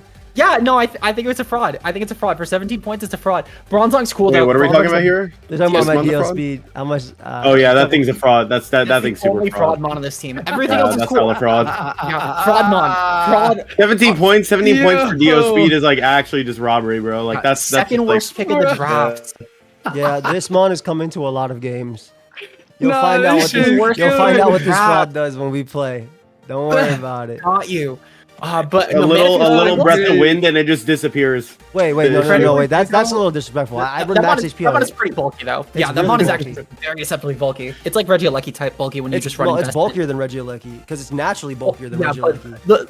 the point being though is like you could just throw it all into, or like Fluttermane, like you just throw it all into bulk. But it has 90 defenses though. Hold up, it's actually bulky. Is the thing. This is crazy because that thing was definitely the bro. That thing was the thumbnail of the draft analysis. That's crazy. Wait, I will what's say it? though- Oh, for Mania. Yeah, the DSP, bro. I freaking Yeah. love DL speed, bro. No, he's cool. He's cool. As terrible of a pick as Dio Speed was, the round 5 Manaphy was insane. Like that actually redeems all of the lost value, I would argue, from your Dio Speed, because Manaphy's a cool pick. This thing is great with utility. If you're not just locking Tailglow in like every game, because I know not everyone, a lot of people in draft though, singles or doubles otherwise, lock into this Tailglow Manaphy argument, which makes Calm Mind a lot better when people are prepping for Tailglow every week. Take Heart is better than Calm Mind, but yeah. Take Heart. It's also well, yeah. Okay, I guess Take Heart in Gen 9. I haven't played this. That shows how little I played Manaphy in Gen 9. The point being though is you get a lot of utility out of it. It's like things like Icy Wind knockoff. Get a lot of different support with just the bulky rest sets. It's a really cool mon, especially with Terra. This thing cooks. I think a Manaphy round 5 was kind of insane. I get 17 points was a little like. What about my pseudo legendary? What do you think about my pseudo legendary? It's right next to pseudo legendary. Right next to Manaphy. Azale. Mudsale's cool and all, but it's not Manaphy. Manaphy's But like it's my pseudo actually- legend. It's my pseudo legendary on the team. Cry about it. It's fine. I will say, to be fair, it works really well with your Tricker Mud. But like it's not a pseudo legendary. That's my pseudo legendary. You wouldn't get it. It's my pseudo legendary. It's also so big. It's It such is a really huge big. I think it's as big It's as a Raging huge Bull. mon. It's as No, that big as mon is Raging Bull when you do really when you do the XXL size at this Yeah, that- homie. This is a horse. This No, horse that is mon a is man. insane. No, I think your team is definitely interesting. You have a lot of cool, unique modes with it, though. Your picks are really cool. Not the There's competitive not really player calling it interesting. No. No, it's again. I don't think there's a ton of synergy. I just think you have a lot of like 2-core modes as a whole, though. I think it's just like you just drafted a bunch of 2-2-2, and there's nothing wrong with that. I just think it's a very simple way to draft, is all. Though you're a very not simple player, so I think if anyone was going to do it well, I think your team's in pretty good hands. I'm going 0 and 8, and I like it. I was saying 0 and 8 earlier. Yeah, like can we please? I'd love that. Great. I've already accepted it. I let my No, battles. for real though, I let my you're battles do super the long, talking. though. That's all I need. And the teacup is actually a cool pick. I unironically, that thing I was running. Why sets does for Olivia our- say her favorite Pokemon on my team was my 2-point leftover? It's This is cool. sad. No, the teacup is so bulky. I tried running Someone sets for else's our matcha that they didn't even finish. That's your favorite mon? No, it just wasn't dying to like 2 attacks into it. The mon is gross. Oh yeah, you were doing mocks into this mon. Yeah. No, Yeah. most people brought this in. Like more people brought this than like Manaphy. Let's unpack that. I'll show off my synergy again in the battles. Olivia's No, that's talking. real. She's talking right now, Andrew. But I really like my squad because it's a bunch of unique Pokemon that I hope throws off a bunch of VGC players. That's literally my goal. And I happen to have the gauntlet. I play 6 out of 8 VGC players. So this season. I think the only week that might look scary for you is I don't know if you're playing Beck or not, like James Beck. Golden Go looks really, really crazy into this team, bro. I'll be fine, bro. Terra Water Dancy could kind of cook into that at least. I Like got not to give out Terra any of my everything. mons, bro. You got Terra, There's you got one Terra. mon that Golden Just Goes like KOing on this team. It's Dancy. That's it. Yeah. Every other I will mon say- eating it up. For this Sash gen, at least, Sneasel. you are definitely one of the better draft builders we've seen in the Wi-Fi scene. I think if anyone was to make this team work, like you got this though. 0 and 8. I- That's my goal. No wins. It's just, yeah, you just have a slightly harder curve is all. It's the way I But like you it. got this. My favorite part about my team is how Ghost Week I am. No, that's so. That's my best thing. And you know what? When I had Ape in the fixes PPL, when I first drafted, which is why I drafted again because it actually won me the PPL. I had 3 Ghost Week mons on that one too. and then I won the league. So that was my theme of my team. Just be as weak to everything as possible, and then dodge the matchups. Unfortunately, I played Spectre week 1, so this is gonna be very fun. Oh, I played Golden Goal as well week 3. That's beautiful. Can't wait. A lot of nasty teams, but I'm excited about my squad. I know it's not my best, at least from a face point, but I'm hoping so I can cool. cook. High five. There is one thing I want to see you pull. It's like with Manafi, you set up a bunch, but then you just hard swap to like Ape or Mudsdale. Yeah, I'm gonna give my Mudsdale the tail glow, and then I'm gonna go for Mudslap. That's the goal. Oh no. Nah, but the Combine option, I agree with you. Dude, does that just feels like, I'm not gonna lie to you, like, okay, I'm not gonna say what happened at week 1 game, but when I found out I could sleep powder more than one person, it just felt, you know what I mean? Like, I was like, am I cheating? Like, am I like? No, I feel that. It's crazy. I was When I like, pull up with the Fissure Mudsdale, I'm gonna feel that. nah, for real. I'm like, can I do this? The freedom to sleep power multiple Pokemon is great. It's the best part about playing. No, VGC. it's actually, no, I agree. It's phenomenal. Like, it's, goddamn, I love it. Nah, this mon's my goat. Joe, talk a little bit about your team, bro. Yeah, I mean, like, so when I was kind of approaching the draft, so like, obviously, like a lot of the stuff I kind of knew what was good, what wasn't good. But I made sure to, talk to a few other players about opinions of where to go. Originally, I was actually considering taking King Gambit first because that was before Marcos. But I was basically like, okay, I'd rather drop because like the logic I had approaching this was like, okay, if I know I'm like, one of the more experienced VGC players in the field by like a wide margin, right? It's better for me to just focus on grabbing Pokemon that like aren't like they like not linear, but like they're good enough where they're just kind of like stat blobs and you can outplay with them and then you can run enough unique sets on them, right? So like the way I looked at it was like starting with Rillaboom gives you the most flexibility. And by the time gouging had come back around, it kind of already set the direction of like where I wanted to go. And then once I was able to lock in Sneasler as well, like Sneasler was a phenomenal like pick just because it gave me access to coaching, it gave me access to like double fake out, it gave me a lot of different ways I could kind of abuse some like tools on the team, which is super nice. So I think that's like kind of where like the draft was like I had reached a point where I was like, okay, I'm really happy with this. It's a like good direction. My Lodic was kind of just there to kind of round it out. Usually having a fire, water, grass in VGC is really nice. And also something that's synergized with the Rillaboom and the gouging fire, right? Being able to discourage intimidates, which like those first 3 Pokemon are weak to. Galar Molt to just give me a strong dark type to really deal with any ghost type Pokemon. And one of my favorite Pokemon to play in like kind of regional decks, like national decks type teams is Mimikyu, because I think Mimikyu actually has a lot of depth to it. There's like a lot of different ways you can use it. And I just think overall the typing worked really well here. And then once we got to Raikou and Registeel, it had the last couple slots of the team had gone through a couple different iterations, and I was kind of picking stuff up and dropping stuff like consistently, like during the grace period, because I wanted to have as many options as possible. But kind of going back to that approach I mentioned of like, if I think that I can like play really well and like I know that I'm really consistent at VGC, like I'm just gonna pick mons that let me like play this kind of like positiony, pivoty play style that like will let me, kind of like outplay my opponents if I'm playing properly. So that's kind of where the Raikou and Registeel came from. They're just really solid, consistent, low point picks. And I went with the 1 point Yanma because at that point, like if I'm doing a 1-pointer, I want it to actually have utility or at least provide something. You have Compound Ice Hypnosis, Tailwind, there's a lot you can do with it. So no, it's a really well drafted team, and your first like 3, and I like the mole as well. I think you picked up the perfect fairy that you were talking about as well, because it also gives you Mimikyu's perfect. Trick Room or anti-Trick Room mode if you really wanted it. So I like that a lot. Not that I think you worry too much about Trick Room, to be honest, with double fake out into Grassy Glide. I'm gonna close my door real quick.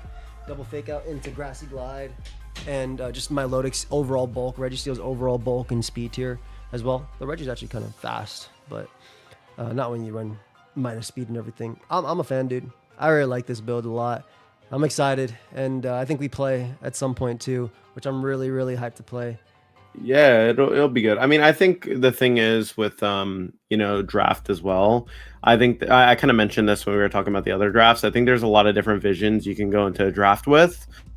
And I think the route I took, I'm pretty happy with, because I was tempted to just do like, oh, I'm just going to do the King Gambit, Jump Left Torkoal stuff. But then I was kind of thinking about it, and I was like, look, I want to be able to utilize Pokemon that I know are good and give me enough flexibility between weeks where I can make small changes to sets, adjustments to EVs, like where the greater impact. Because if I'm always able to bring in like a consistent like 6-mon team, then always be strong and adapt to pretty much anything in front of me, like that's going to give me way more of an advantage than like taking a team that's like locked in on one specific kind of strategy, right? So Yeah, I think you definitely have that, especially with your first 3 just are so easy to fit on basically every build. I think Milo hits basically the same as well.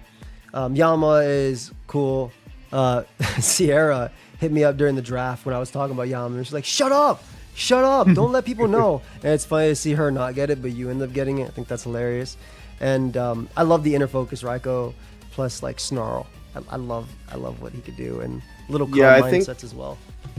I think the fact it can be a strong special attacker, it's fast screens Pokemon as well if you want to use it, right?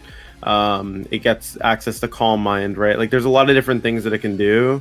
And I think that having Pokemon that kind of operate like that, right, where you have like 3 different things you could do with them, right?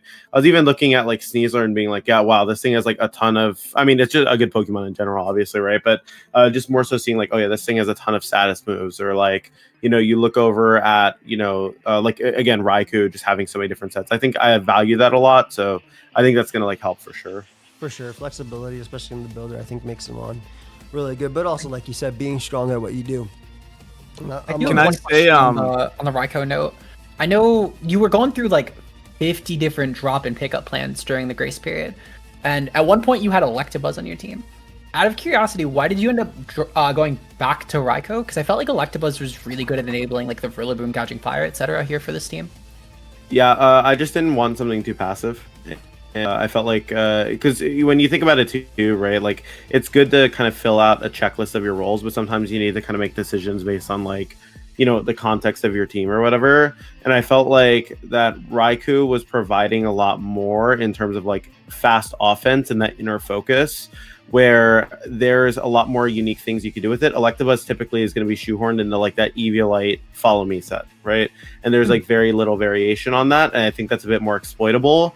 And realistically, because of the freedom you have to use like any Terra on your team, to like have a lot of like closed team sheet sets, like I think Raikou does a lot better with that. That's definitely fair. I was just curious because I felt like, not that Raikou's bad by any means.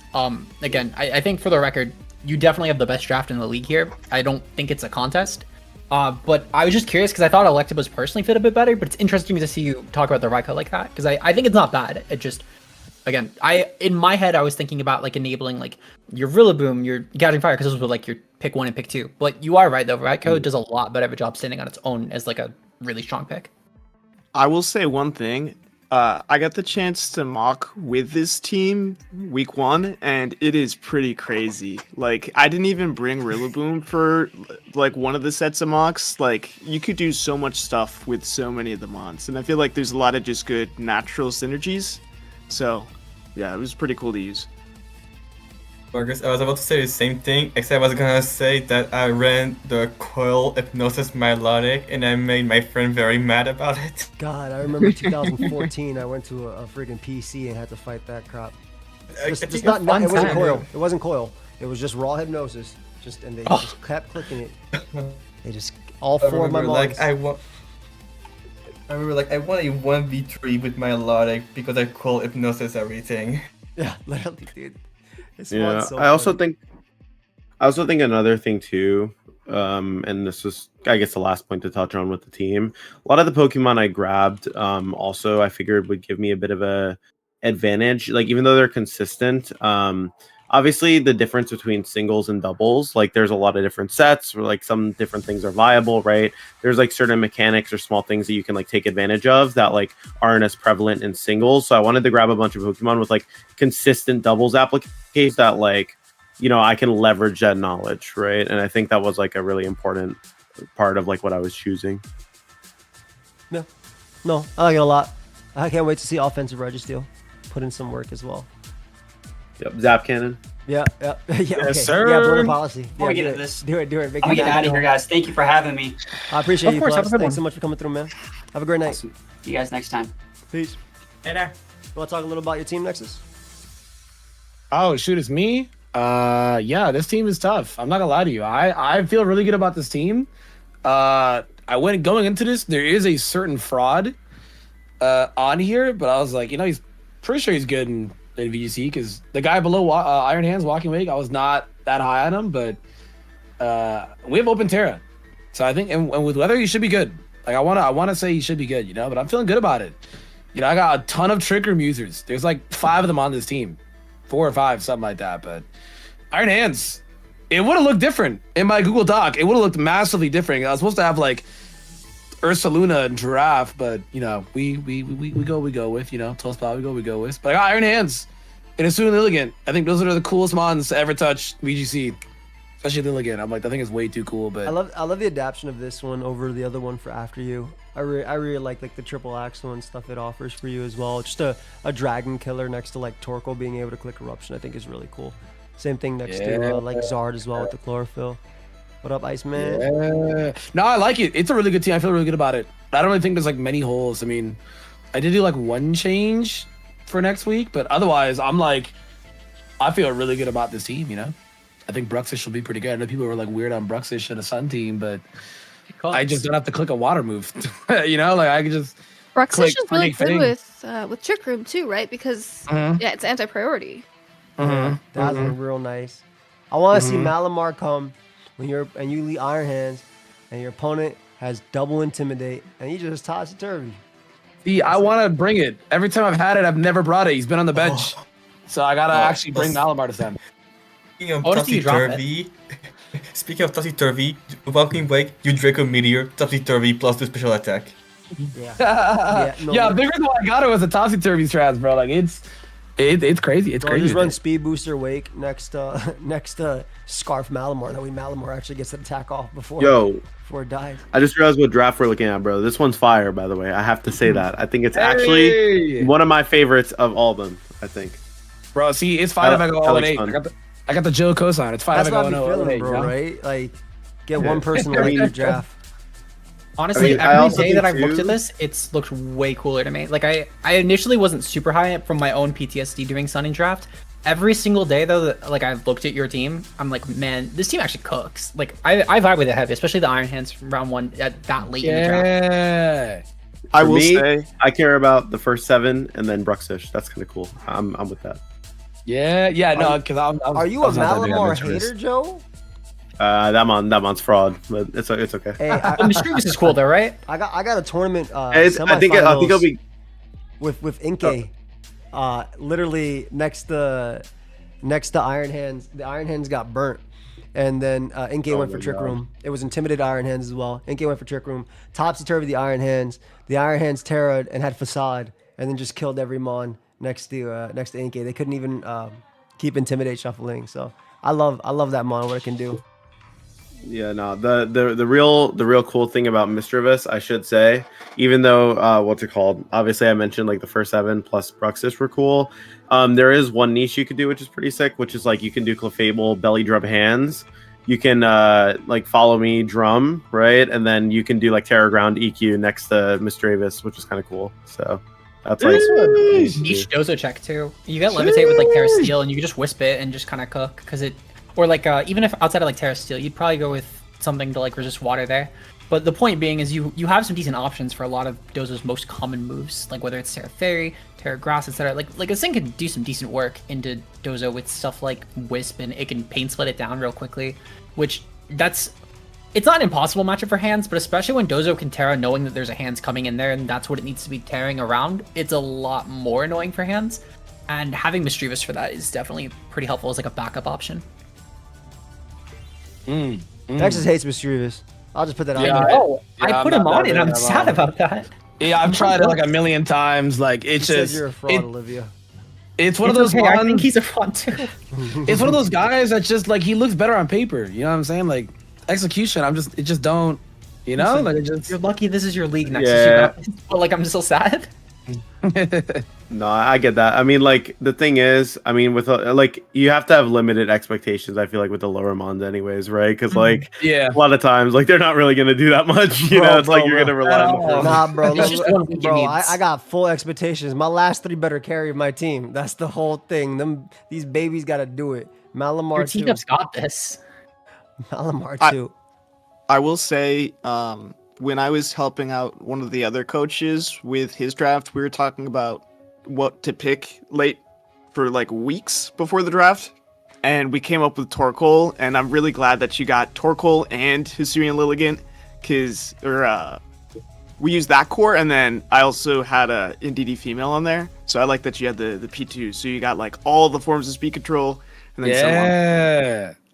I was That's I was super happy with it, dude. People were like not feeling the Zard. I'm like, didn't he just win a VGC like No, regional? I Zard's was like, broken, bro. Don't let anyone tell you that. course. Zard's broken here. Okay, Yeah. because I was like, they gotta be tripping, Joe right? I uses was Zard like, I in don't every know. gen. All right, you gotta believe when he says It's good.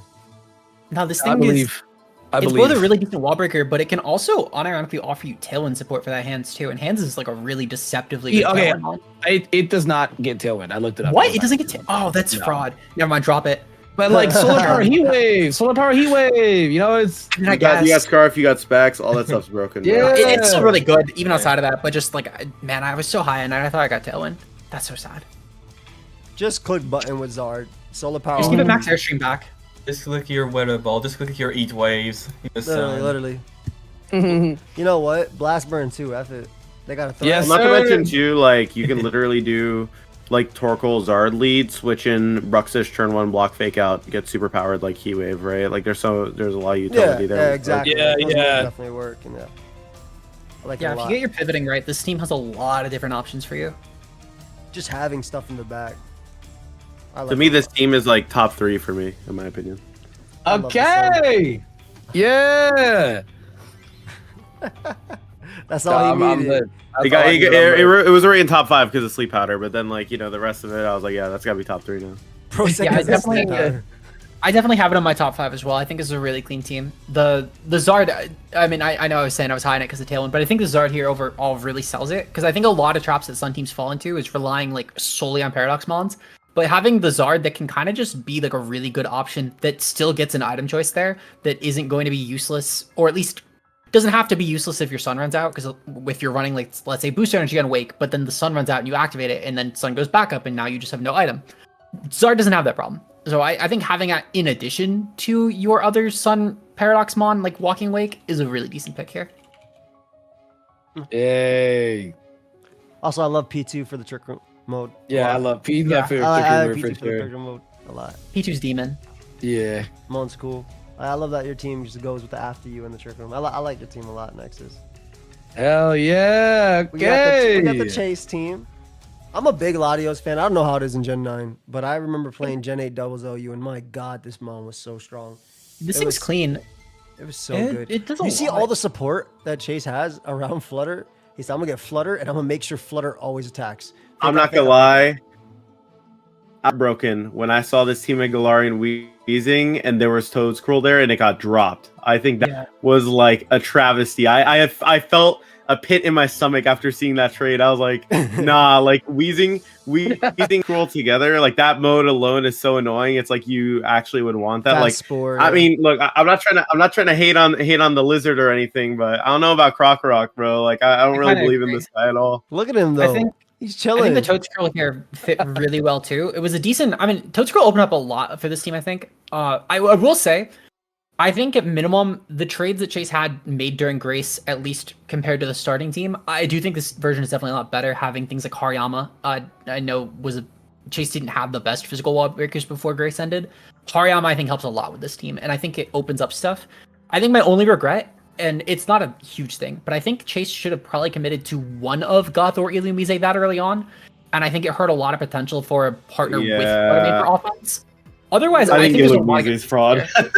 yeah, I think at 14 especially that Mom was kind of fraud, but I think in general it's one of those things that if Chase got one of those and got like any sort of wall breaker that was because there were a lot of them at that point in the draft. Like something, for example, that could have been really good here was like Goth in like Garchomp could have been good, and then rounding out with like a T-Tard later on would have been really clean here. There was also stuff like I mean maybe not Pulp probably wouldn't have been the call here, but I don't know. There were still a lot of picks that went really late on, like these round 3, 4 for wall breakers that could have probably been really good. I'm just like I think the team, like I think you kind of mentioned this between Goth and Illumise, right? Like I just don't think like they synergize as well together personally. Like so like I think you take one route of approach usually. Like obviously you want like flexibility, right? But I thought like Gothitelle, Flutterbane, and Iron Moth makes sense because you have the like strong flutter attacks, right? You have trapping with like flutter. I think that's good. Where like I guess like where I would hesitate is like obviously Illumise kind of talked about, like I feel like there might be better options there. Also, it's really awkward having Weezing and Hariyama in the same draft because turn off your own guts. So if you switch in, you're forced to switch in Weezing to take it for the matchup, and you have Hariyama on the field, you're basically taking away your own guts. So your damage gets cut like crazy, right? So I think there's a couple things that like I think for this one, I think maybe like have trouble matching together. I think the strengths of it, personally looking at it, really come from like the Iron Moth, Flutter, Gothitelle, and like Hariyama, Latios, like alone, like those 5 on a team, and then like the last slot's kind of maybe just one of those other tech Pokemon. I like Greedent. I like Greedent in Trick Room. Belly Drum homie next to the fake out. That's the second Hariyama. Yeah, Greedent's not bad. Yeah. Greedent. I've only seen this mon put in work in every draft league, like from high tier to low tier. I've only seen this mon put in work, so it's awesome. One thing I will say though, I do like the Latios here a lot. I know you were asking if it was like still good in Gen 9. I think in Gen 9 draft, especially for VGC, this mon is like an absolute demon. I know there were a lot of team tours that I played in for VGC draft that usually feature like these Lando T Latios cores, and they're really annoying to prep for because Latios is a really deceptively good offensive pick in draft specifically for doubles, where you would typically see it as like a decent support pick that can still do certain offensive roles to a degree, but you can see this thing full lean into like Stellar Terras in draft, and it's a nightmare to prep against. I've personally both used and had to fight this thing. It's a cool pick. I think it opens up the Fluttermane and Moth a lot, especially, and I think personally, this is the piece that kind of saves Chase's team for me in some degree. I still kind of wish he didn't get Illumise with this because I think Goth was a good pick here, especially at 20 coach. It would not have made it back. I think he just should have gotten a wall breaker over Illumise, and like even if that was something like Titar No Sand, would have probably been fine. Otherwise, I mean, he has a lot of good support. He has a lot of good variability with things like the Latios, the Fluttermane investments. He got sniped on last year, by the way. Just to... Yeah, I mean, even still, I feel like it just should have been like the early round wall breakers is more what I was getting at. But again, not terrible. Illumise will still do some gimmicky stuff and let like Calm Mind Fluttermane or like just Fire Dance Moth with agility, get up stuff. So it's not completely useless here. I just think that it's a bit too much to stack with Gothitelle. Fair. And compared, I saw someone in chat mention that Illumise would be better than Goth. I think in a linear sense, it's better with Fluttermane to a degree. And the thing is though is that, and I mean it very, very marginally. I think though that Latios still gives that Tailwind roll that's pretty fine. So it's going to make up for a lot of the issues that you would be missing with Illumise. And Latios is a really destructive Tailwind setter, so it would be more than okay. I'm not gonna lie, I don't vibe with the bug. I don't vibe with either of the bugs. It's kind of cool. I just think they should have been more expensive than Murkrow is all. I think for 14 it was kind of robbery. Though I know that Murkrow went. Wait, they were more than Murkrow? Actually, no. Yeah, Murkrow went after this. Yeah, no, they were more than Murkrow, and Murkrow went later on. No, that's actually insane. Yeah, that's actually crazy. They both went before Murkrow, actually. Oh my god. Oh my goodness. That's the only complaint I have. Really. Basically jump love. Just is like a bunch of super support mon that goes before the opponent. I guess jump off is redirection. No sleep powder though. I guess it doesn't have sleep powder. Yeah. That's my guy. Yeah. No, it's a huge difference. Huge difference. Jump off's also T-waves. That's all it does. That's sleep powder for me, bro. At least sleep powder. At 1 and 3, I'll wake up. T-wave, I'll never know what happened, bro. Yeah. Wait, how much is Illumise? Like 10 points. 14, and jump off's 10. I mean, I think the big thing about Illumise is it's fake tiers next to 2 really strong spread move mons. Oh, of course. And again, there's no merit to it. It has a lot of things that it offers like in kit. It's very hard to bring in draft though, just because of the stat line. Like it is still an Illumise at the end of the day. The toolkit is amazing. And I think the difference being is that unlike a mon like Sableye, which is like a similarly terrible stat spread with Prankster utility, Sableye's typing at least really carries it. Illumise doesn't by a wide margin. Again, it fits. I think with Fluttermane, it's not a terrible pick by any means. I just think Chase should have gotten a wall breaker in that slot as well. I mean, worst case, to be honest, like, I mean, I was like looking at the draft board because I was curious, like, if Chase does want to make trades later on, there's like a lot of reasonable trades you can make to like. He did, and he did end up making some as well for like week 3. Yeah, going his forward. team's like so close to I think being like a nightmare to prep around, and it's not that it's bad by any means. I think again, there's a lot of cool pieces there, and as you mentioned, like I forget who mentioned it, but the Goth, Fluttermane, Latios, Hariyama, Moth core is demonic to fight. Yeah. I just think there was missed potential. Was all. That's really it. Fair. I think that's a fair way to put it. It's valid. That was like Valid. disappointed parent vibes. Just like, yeah, you know, there was missed potential there, but it's all right. We'll get him next time. You know. There's next semester. I still think it's going to be a pain to fight. Oh, for sure. I Fake mean, that out offense next to, alone would like, be nightmare. strong special attacker, fake tiers next to strong special attacker, and like a billion strong special attackers and all the support. And then Hariyama you just have in the back for trick room mode. So I'm still like I'm a believer in that the Mons can do what they got to do. Oh, they definitely can. I think at least like there's some decent synergies here. Just again, I just think there was some missed potential. I think That's part really of it. Jaweezing him taking it was so that the Regigigas didn't get it. I don't entirely hate that logic. If we're gonna be honest, I'm fine with that. I told him pick up slacking. F it. Loki actually Honestly, that could've Regigigas been on this cool. would be crazy. Yeah, it'd be really Regigigas cool. or slacking here would kind of cook. Yeah. Hey, Bandito. I'm a fan. All right, Joe. Unbiased Kyle. All right, so I gotta say, all right, first off, so like, what I really like about the team is I like the Instant Amoongus, Primarina, Hydreigon, Valiant. I think those 5 together are super strong, You don't like Rhydon? especially too because you get Rhydon's okay. It's all right. He gets a pass. I'm not really like I'm kind of impartial to him basically, but like the way I look at it is like I think you have such a strong like variety of typing with like Amoongus, Instant, Primarina, Hydreigon, Valiant that regardless of like the other slots, you can definitely always get away with bringing that kind of core Pokemon. That would be really strong. The only thing that like was a little off-putting for me was like the solo Spathra because I know you can run like Calm Mind Speed Boost, right, and then Sword Power eventually next to like Amoongus, Instant, but like not having like another Pokemon to kind of like snowball with that, I feel like was like a missed opportunity. Also, too, like I know Superior gets access to fast screens, like Contrary, Leaf Storm stuff. I just feel like there were like a few Pokemon that maybe could have like shifted in like what they were trying to work with. Because like for example, like Vikavolt, right? Like it's really hard to get up Trick Room for it because not too many Pokemon can do it. Besides, I think Drifblim gets it and Yes, Drifblim gets it. Espathra, but you're not really Trick Rooming with Espathra, right?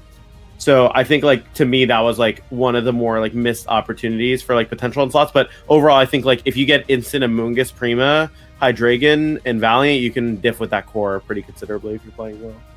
That's what I think too. Like his first 3 is just super flexible, like because they're just great support mons in general, and also strong in terms of Primarina, and even Incineroar to an extent within draft.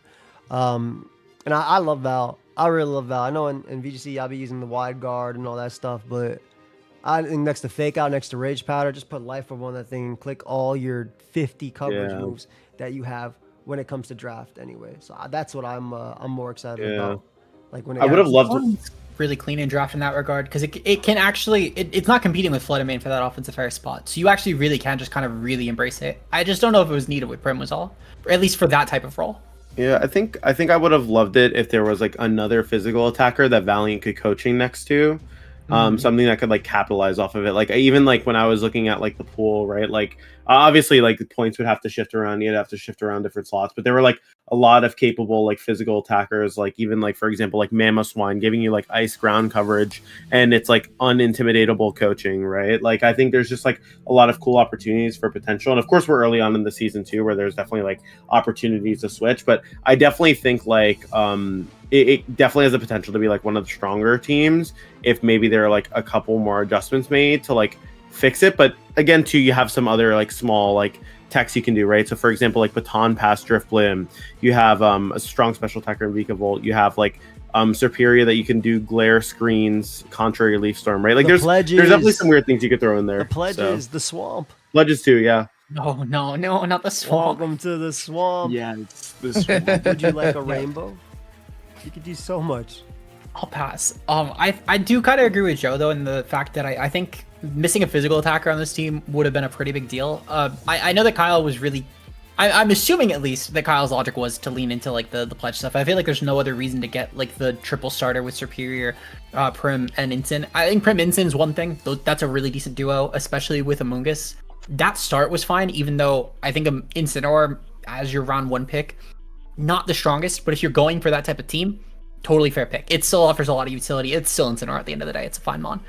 I think it's the later picks up until Valiant High Dragon, and I'm personally also Rhydon for me. I think Rhydon's a cool pick at 6. But the Espathra through Superior here just don't really do it for me, especially because it's Drifloon without terrain, and it still has ways to proc. It's unburdened if it's going for that route, but it's still, at the end of the day, Drifloon that is at a huge disadvantage compared to what it could have been.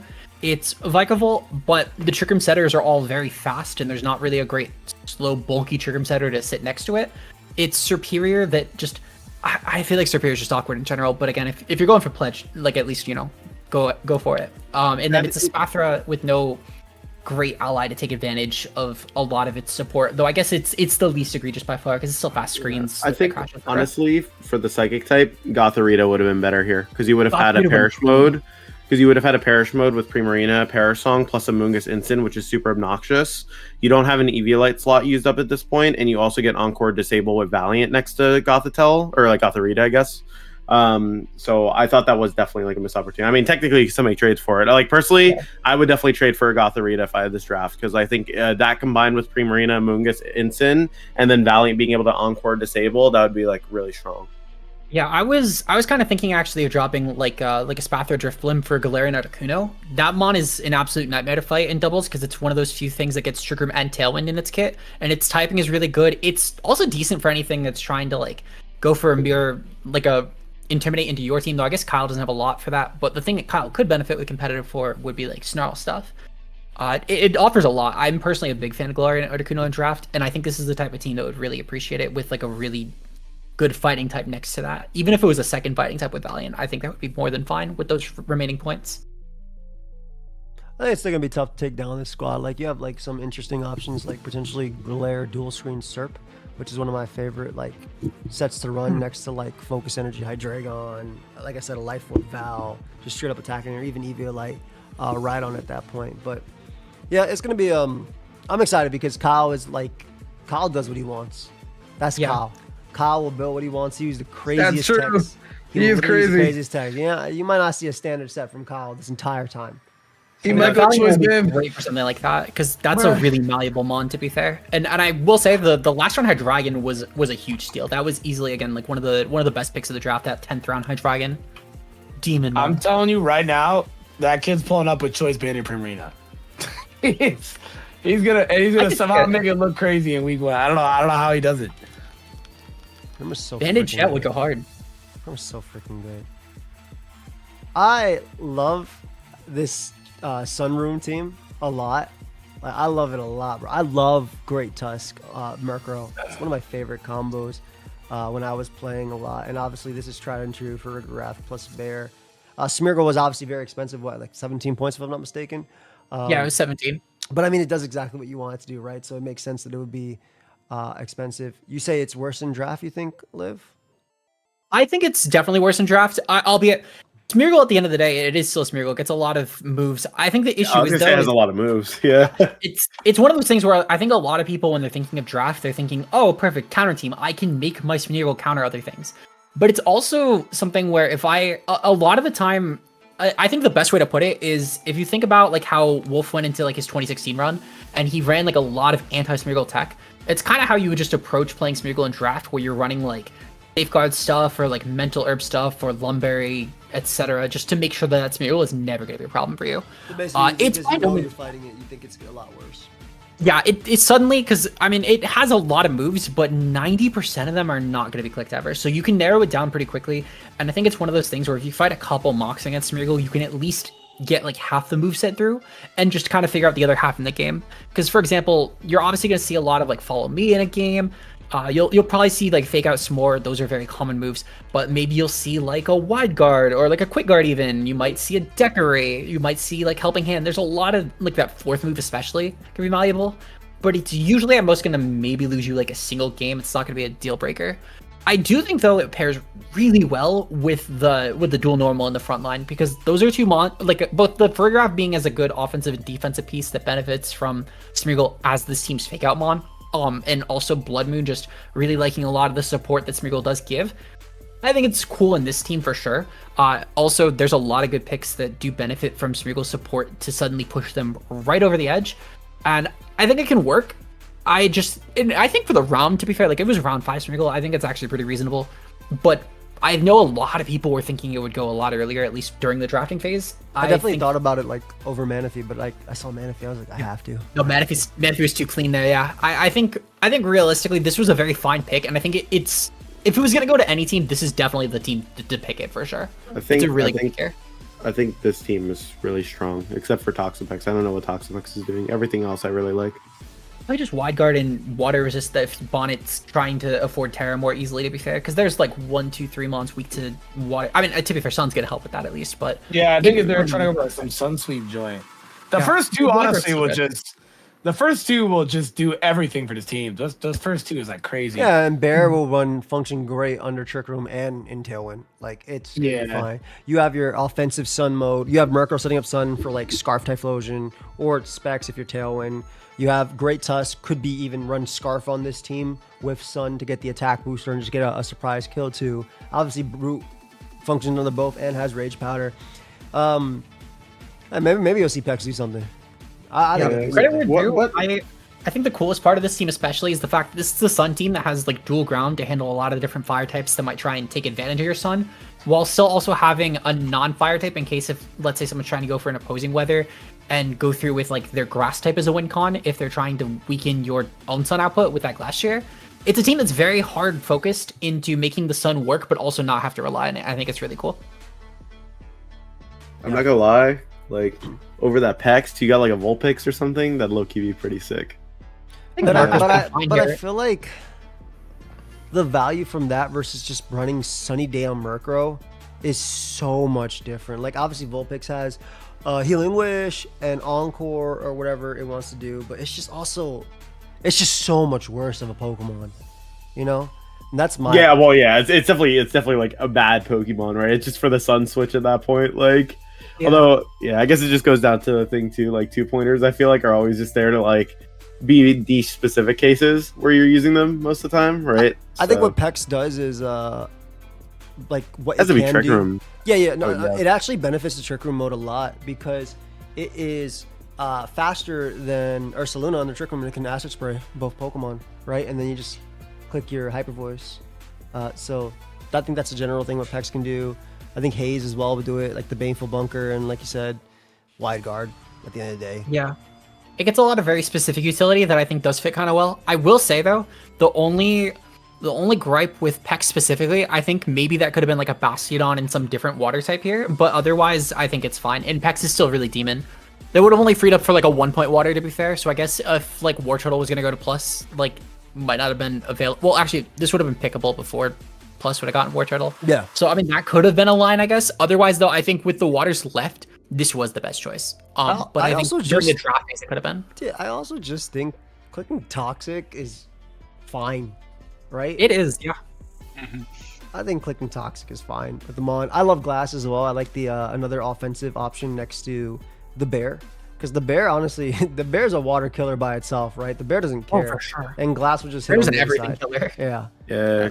That's an AV mon killer for all you care. Slam Decorate, AV. Iron Defense Body Press. There's like a lot of Glass Shirt. If you look at all these, if you look at Ursaluna, Farigarath, the Glacier, the Great Tusk, and the Brute Bonnet, they're all tanks, right? They're all tanks. They hit hard as hell and they tank hits. Like every single one of them are tanks. So I really like the longevity or survivability route. I think is a better term in this case of Clover's team. I think it's once Clover, like if Clover figures out like how to pilot it or everything, like once he figures out, oh, this mode does this, oh, this mode does that, I think it goes crazy. So I'm very excited to see. Because like it's not like you can just bring Rain Dance to counter Sun. Like, oh, okay, cool. Well, I have Trick Room mode. That's nasty here too. I think this team, out of all of them, had like one of the more clearer visions for what it wanted. For sure, so kind of like played into it, you know. Yeah, for sure. Nasty team. Nasty team. Yeah. This is crazy. This got to be the best team. No, we should have we should have made those more expensive, man. Yeah. I mean, to be honest, like I feel like this team, even though it looks like really, really scary, and obviously Beck is a good player, the thing is with like Dondozo, right, is like it's like Dondozo Tatsu, if you have enough prep into it, is very easy to beat. It's just more so the pressure of that Tatsugiri switch and the potential of like Commander usually, right? But like I think what makes the team more well-rounded, this actually kind of looks like a Regulation A team, save like Ting Lu and Amorous, right? But pretty much just having the access to like that Tailwind threatening mode next to Meowscarada, having the Tauros like fire, right, for your offenses and Glim, like pretty much where I see this team going, like when Beck's playing it, is maybe you're either doing the early Glamora Ting Lu, you're going for poisons, right? Then you have Dondozo Tatsu in the back, you're stalling, or maybe you're playing into like Golden Go. The only thing that I could see like being like hard is like maybe like really strong ground type moves into this team. Of course you have an Amorous, but even then, you know, that's always something that like can be a bit scary for a lot of these Dozo teams because they like to stack Pokemon that are particularly weak to ground. I think one of the cool options though that you see, because you talked about like you always have to be prepped for the Tatsugiri mode, but like just the Yondozo plus, this is a team that can get away with hazards, right? Yondozo next to Lu, getting up rocks or spike, Glamora, you hitting it and getting up the T-spike, and then you just have gold in the back to hit hard. But we also talked about Flower Trick and Anger Point Tauros, which is a nasty combo. And he even has his budget 2-point Tailwind Mon, which I think is really cool too. It also just has really strong spread moves, right? Make It Rain is stupid good. And then also Enamous's Springtide is also very strong as well coming off this Mon. I just think that it functions so well with Solo Dozo that even if he didn't get Tatsu, he probably would have just gotten 2 better Pokemon. Like at that point, right? Because it's 15 points for Tatsu. We had the Tatsu tax, but Dozo was cheap. I think it should have been. I think it should have been the other way around. Yeah. Maybe, actually, to be honest, maybe 15-15 would have been. Yeah, I think 15-15 exactly. I think like looking back at it now, what do you think, SK? Would you have been good with 15-15? I mean, I don't want to face this, so yeah. do you face it this season? I do at the end of the season. Oh, so. okay. Well, it doesn't matter. You basically know if you make it or not, basically. Oh, yeah. Either I do make it and I don't have to worry about this game, or I'm out of playoffs. Yeah, I don't have to worry about this. If it's in between, I'm screwed. I do think, speaking of playoffs, I think this team is truly going to be like the litmus test for what teams do and don't make playoffs. I think it's like slightly above average for me for sure, and I think the thing that saves this team for sure is the Ting Lu pick. It opens up a lot of those solo Dozo modes for Beck, and I think that's a trap that a lot of people do fall in when using Dozo in draft, is that it has to be with Geary. But this team has a lot of ways to not have to do that. I would argue that Geary is really just kind of the, if you don't have a 6-mon to bring, you could throw Geary on and just make a Dozo Geary line. But like even just those top 4 plus like a Nam in any filler will kind of just run shot most games. And I think a lot of people are going to hard prep that Dozagiri so much that when it doesn't come, they're not going to know how to beat it. Yeah, I mean, I feel like it's definitely a team that has a lot of strengths. Like I personally put in like my top 5 100%. I think it's really good. All the Pokemon on are really well-rounded. The typings are really well-rounded, right? It really just comes down to, I think, how are you going to play around the fact that your opponent knows that you have the Dozo option, right? And then kind of building the team to be strong regardless of that. But I mean, there's so many good tools here. Like I could already see like Specs Golden Go being really scary next to Dondozo, forcing a 50-50 whether they're going to Terra Steel Make It Rain or like protect Dozo or combine immediately, right? Like there's definitely a lot of cool things you could force with this team. So it's definitely a team I would expect to like do really well. Yeah, I agree. It's just like there's so many mons like that can just switch up, right? Like Lu can be offensive AV or Whirlwind like we talked about as well. Glim can run like Sash, Mortal Spin, or Meteor Beam. There's like just so much. And like you said, Solo Dozo is good. Solo Dozo is really good. Lack of redirection is interesting, but I don't know if it matters when you're hitting with strong spread moves.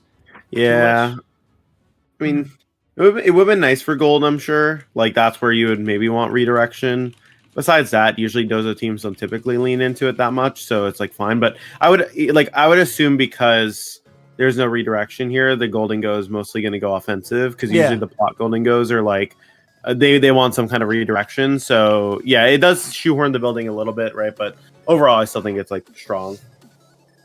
I don't think it's super necessary just because like besides plot Golden Go, for the most part, most of these mons are going to be attacking anyway. And if Tatsu comes with Dozo, like Dozo is going to be attacking 100%. So I don't think James has to worry too much about setting up in general. I think gold. This shit is crazy. Yeah, dude, Ting Lu, Dozone, Goldengo, Glamora. We just saw this game. We just saw this team. Like, we literally just saw this.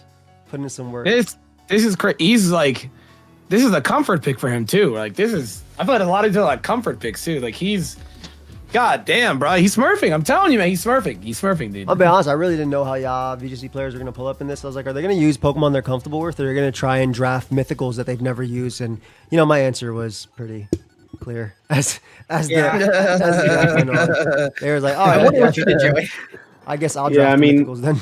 Yeah, I think it's just, especially too, like, if you're, I kind of mentioned this, right? Like, playing, like, obviously Beck is, like, definitely one of, like, the best VGC players out of all the ones there, right? So I think, again, playing into an advantage of, like, the Pokemon really well. You've played with, like, these kind of teams a bunch.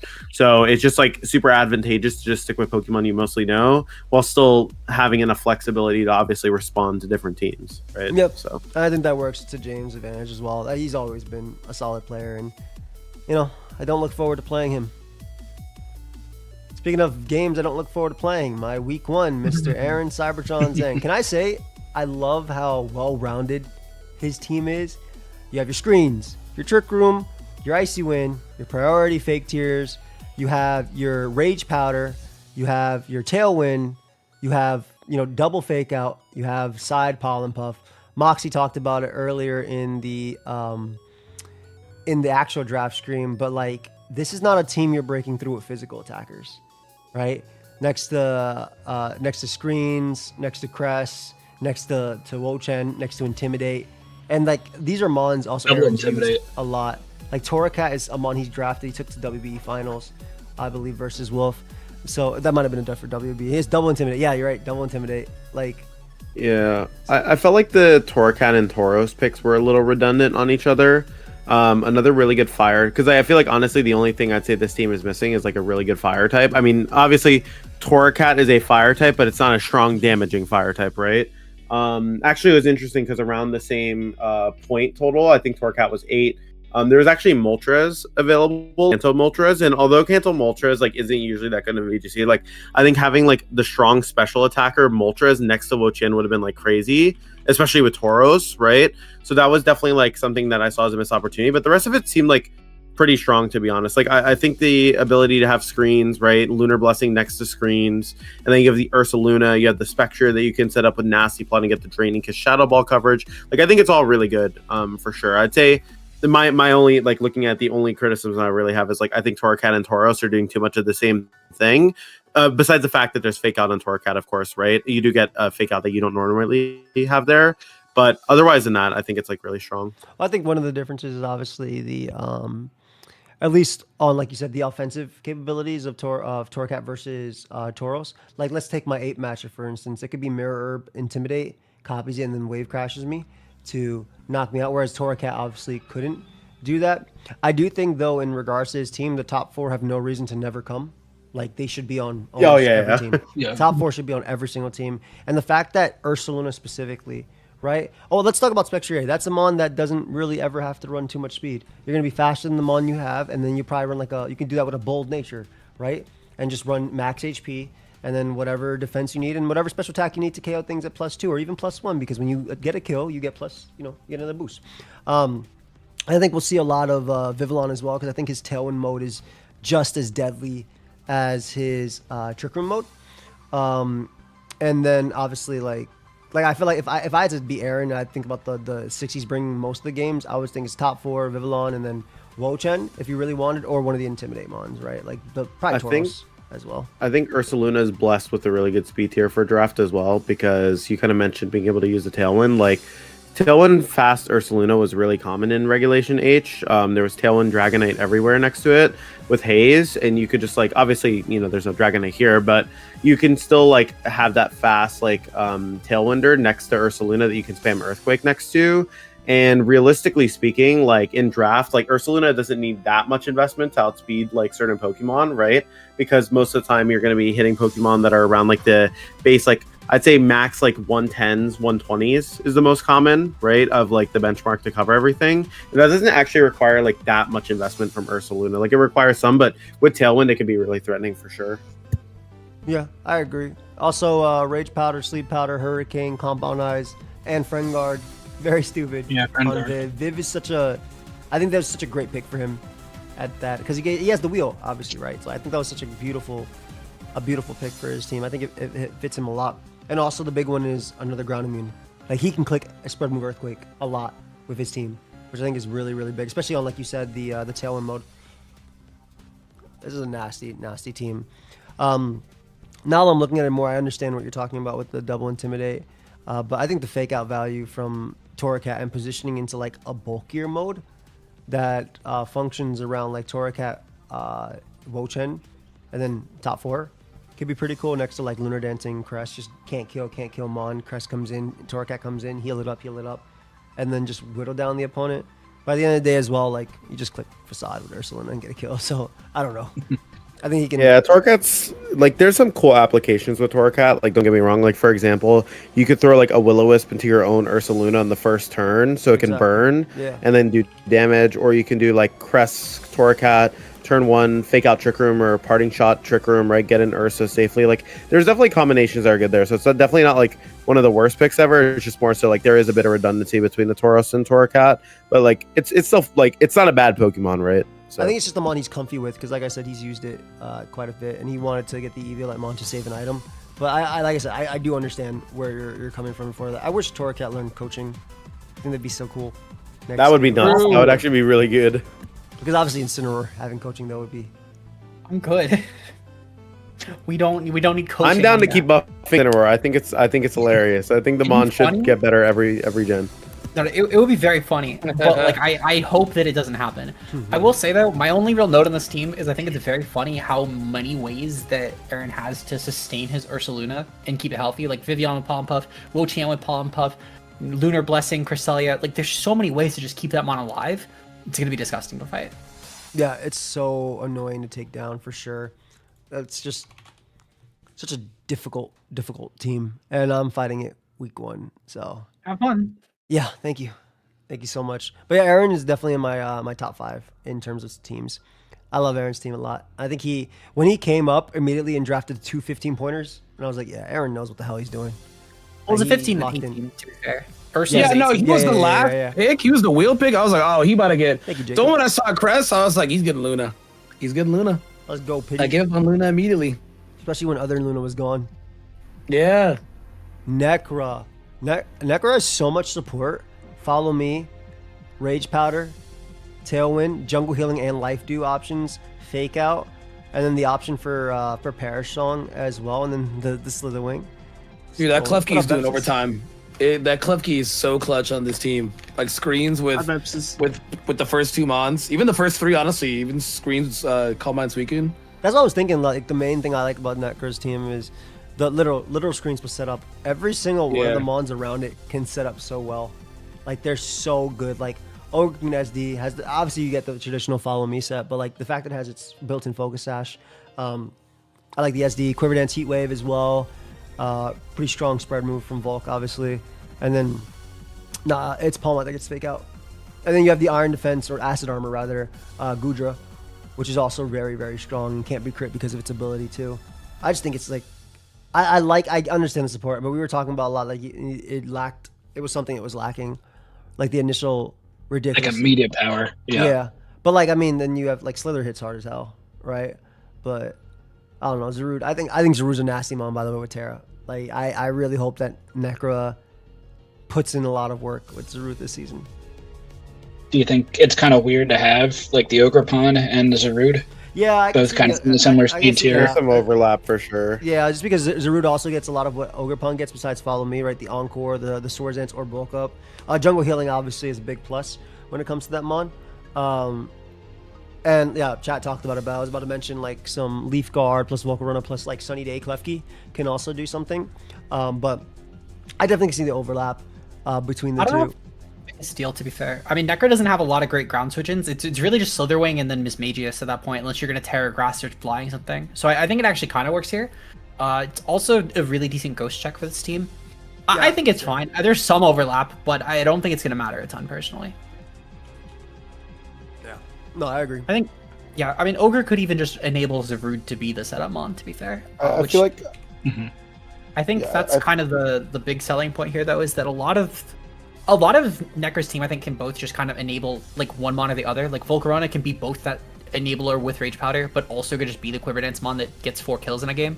Same as like Suicune, Ogre Pawn, Zarude, etc. Like, I think it's really the biggest strength of this team for sure. I think the main thing that I would probably like, I mean, when I look at the team, right, I definitely understand. Like, I think Ogre Pawn Rock, like Volcarona, Suicune, Klefki in particular, like I think those 4 are very strong, like starting 4. Lapras, I'm not really too sure about. There's not really like a perish mode you can kind of capitalize with. I don't really, I guess, fully understand what Lapras does here. I feel like in terms of the rest of Pokemon, I mean, the Zarude and Ogerpon have a bit of overlap, but even though there's a bit of overlap, I feel like one is kind of a redirecting, like really strong like redirection tool. It can obviously go for Ivy Cudgels. It has Encore, has some utility, whereas like Zarude, like from what I can tell, is like just kind of a set up bulky physical attacker. You get the jungle healing, you can do bulk up with Drain Punch, right? You have a lot of different like coverage moves you can put on it, so I feel like they play differently enough where it like makes sense. But yeah, I mean, for me personally, like when I really look at the team, the only thing that I'm kind of like whatever is like maybe the Lapras, but I think the rest of it like makes sense. Go for like Surf Suicune. Heal up your Lapras. I actually like the Slitherwing a lot on this, and it's funny because I had it, and then I dropped it, and then it looks so good in their team. I was like, damn, Slitherwing's kind of cool. Like it, I think it hits stupid hard. She just coaching it. Potential sunny day mode as well. I do think it's funny that you get to use both Moss. I think that's just really funny. Oh yeah, I haven't seen you the regular one. Yeah.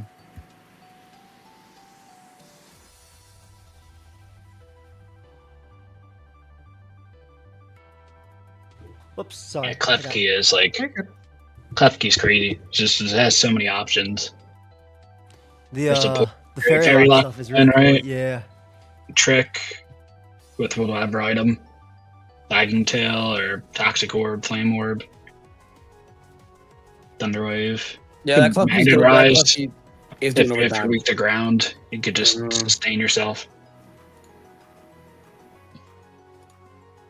I think one of my I just want to see Lapras pop off. I hope we see Sheercold hit this. Oh, it's definitely gonna run Sheercold. It has to.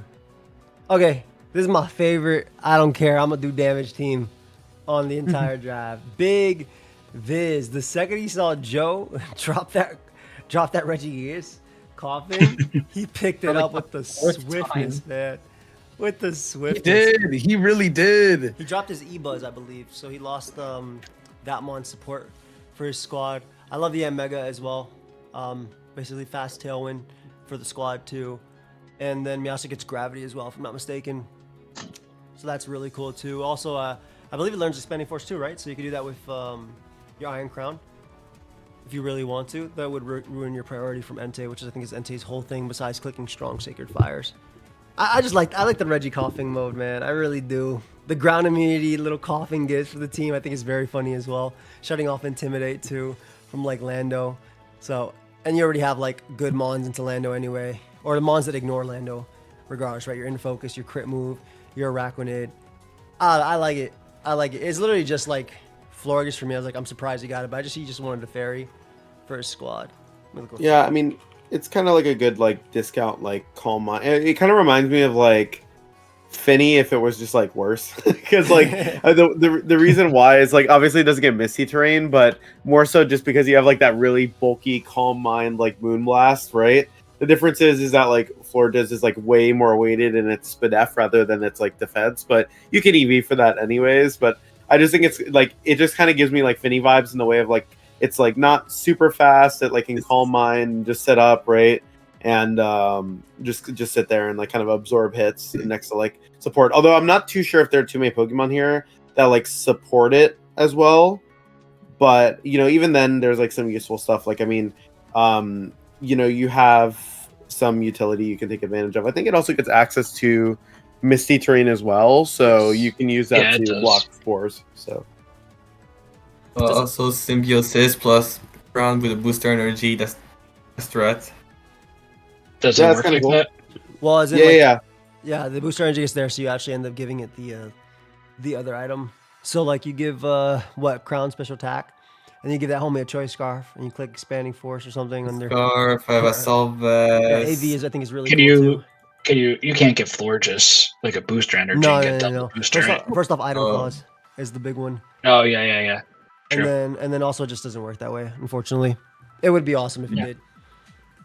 But I like the idea of giving it a booster and then it just getting its item after. I really like that combo a lot. I think it does so much for it too. Flourish doesn't really need an item as well. It's just naturally bulky, especially on the special side. So giving Crown a speed boost and then giving it AV seems really sick, especially if Crown clicked Calm Mind the turn before. That'd be really nice. Yeah. Because then you bring in The fact Florgus that- and immediately symbiosis is... Dude, I made the Araquanid. I almost got that mon. That mon is the truth. Ramon's the truth, bro. That's his anti-trick room. He's like, you want to set a trick room versus me? Okay, I'll kill every mon. Like that's Straight up. That's literally like the way he's doing it. And I love the Meowstic. I think Meowstic's such a great support mon, and it wasn't even that expensive, right? Like 11 points, like at the most. Yeah, I was 11. It's compared to a lot of the other prankster mons. This one was actually pretty cheap. That's what I'm saying. Like the fact that like Illumise and them were like 14, whereas this homie's at 11, and this homie has fake out gravity, and prankster terrains and stuff. Like, I think it's a sick mon, and I hope he brings coughing Regigigas a lot.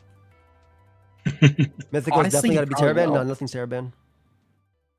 I think the best selling point of this team is the fact that Viz somehow got her Shifu single strike and Dragapult. That core, offensively speaking, is like the stuff of nightmares. I think it's the equivalent of what a lot of you guys were seeing in like James' team with like having to fight Dozogiru with like Tinglu. This is that, but for HO. I do not want to fight that trio of Crown, Urshifu, Dragapult. That's messed up, especially with Entei. I think the only part where this team I could see it struggle a bit, which I think Yanmega helps with a little bit. So you're kind of lacking like immediate like tailwind setup that can be pressured by like faster Pokemon with like taunt or like, you know, multi-hitting attacks. Of course, with like booster speed, you have booster special attack. There's like different ways you can leverage it, along with the fact that you have two priority mons in Entei and Urshifu to kind of get around that.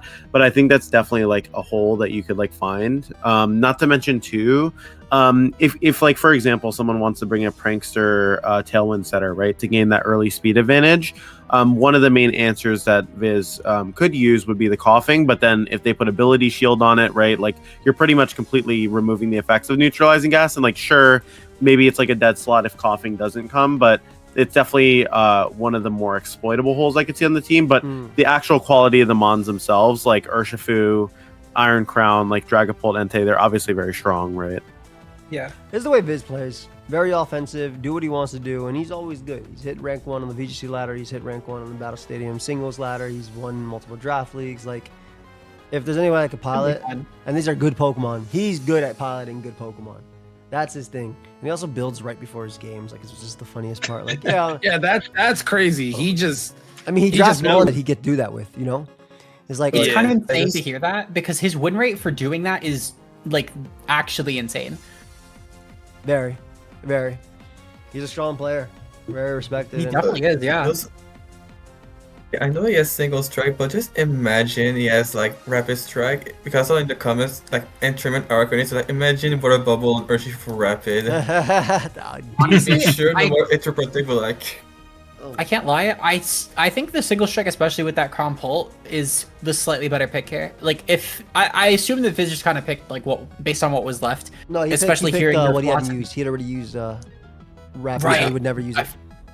I forgot that he actually did mention that. I forgot about that.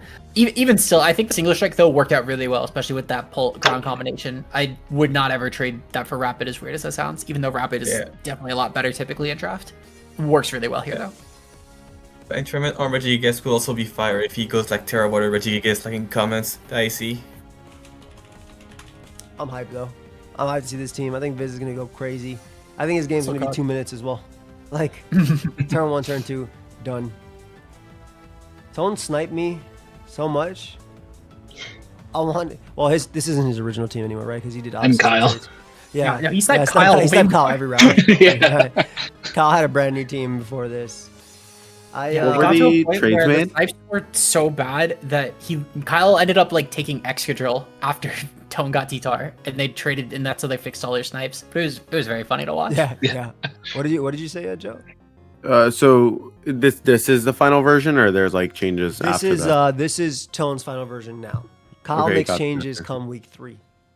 Got you. Okay, yeah, because I was gonna say, so I think Hearthflame. I like the Hearthflame in general. I think it is, in my opinion, of all the Pokemon added in Gen 9, it's like one of the most consistent Pokemon in VGC by far. Like its power level is great. It has a lot of flexibility in what it can do. It's a great speed tier.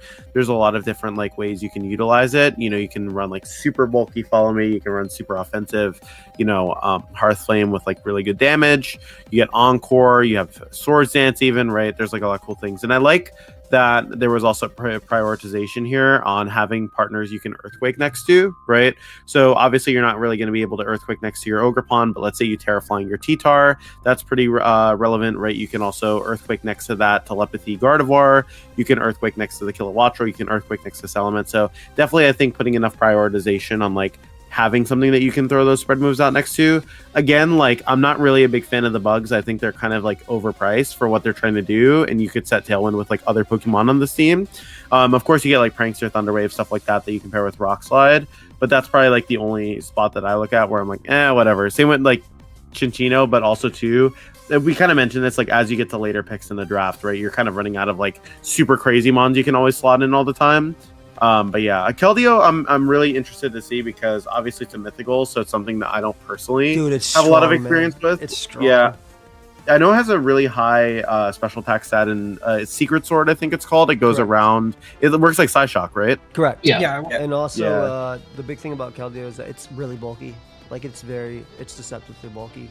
A lot of times you have to run max speed in OU when you're using it, right? But in draft specifically, and like draft all around, like I've ran fat, like max HP, barely any special attack, like defenses with like Calm Mind weakness policy, because it lives like Raging Bolt's Thunderbolt with a booster energy after Calm Mind. Like it's, and then you always have Vacuum Wave to outplay, or Terra Ground, of course, in this case would be something you want to run.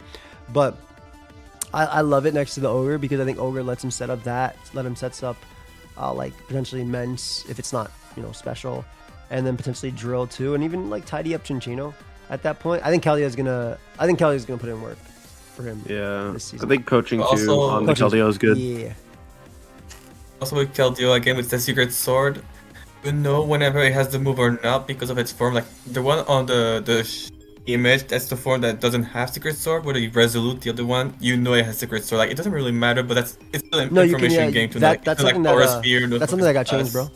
Because Gen 9. Yeah, that Watch got Gen changed. 8, I think. That. Yeah, because if you traded back, it's like in Black and White 1, you can't have. That's why I said it. It changed it. Like yeah. So I said it has to be the Resolute form to have Secret Sword. No, it can be either. No, it can be either. Is what I'm saying. It got changed. Yeah, it changed to Gen 8. Yeah, it changed. It can be either now. I think the. I think. I know because I've used both, and then I've used both legally, on Showdown and in game. Like they changed because that. I couldn't. Okay. So. Yeah. I think realistically, I know for Chase's team in particular, I was talking about like how I thought the Illumeza was kind of a early pick for it. I think on this team it kind of does work, considering the amount of wall breakers that Tone does have. Like that Hearthflame is going to shatter most teams, and the Illumeza being a quick way to boost its speed right above anything that might just barely be able to creep it already. To actually, because 110 in Tailwind is a really decent speed tier. It's something where like Fluttermane has things like Booster and Icy Wind in its own toolkit, so it's not as necessary. But Ogerpon having that though is a huge saving grace, because it saves you not needing to run like Trailblaze, for example, on your moveset, or like anything in that regard to boost speed. So having the Illumeza here in tandem with things like Drill, in case you don't want to lean into Sand, or even like Gardevoir. For the boost. I mean, Kilowattrel too. I think there's a lot of angles to where it does kind of work. I think there's also the fact that it takes some pressure off Kilowattrel from having to be that Tailwind setter, or Salamence too. I think, to be fair, maybe with the amount of Tailwind that Tone had, it wasn't the most necessary, but I think it's one of those things where Illumize's kit outside of Tailwind still does work really well. And if you just need to pop it with like Ogerpon immediately to just claim a kill turn 1 to win your game, it is a lot easier to do that when you have this egregious of a wall breaker in comparison.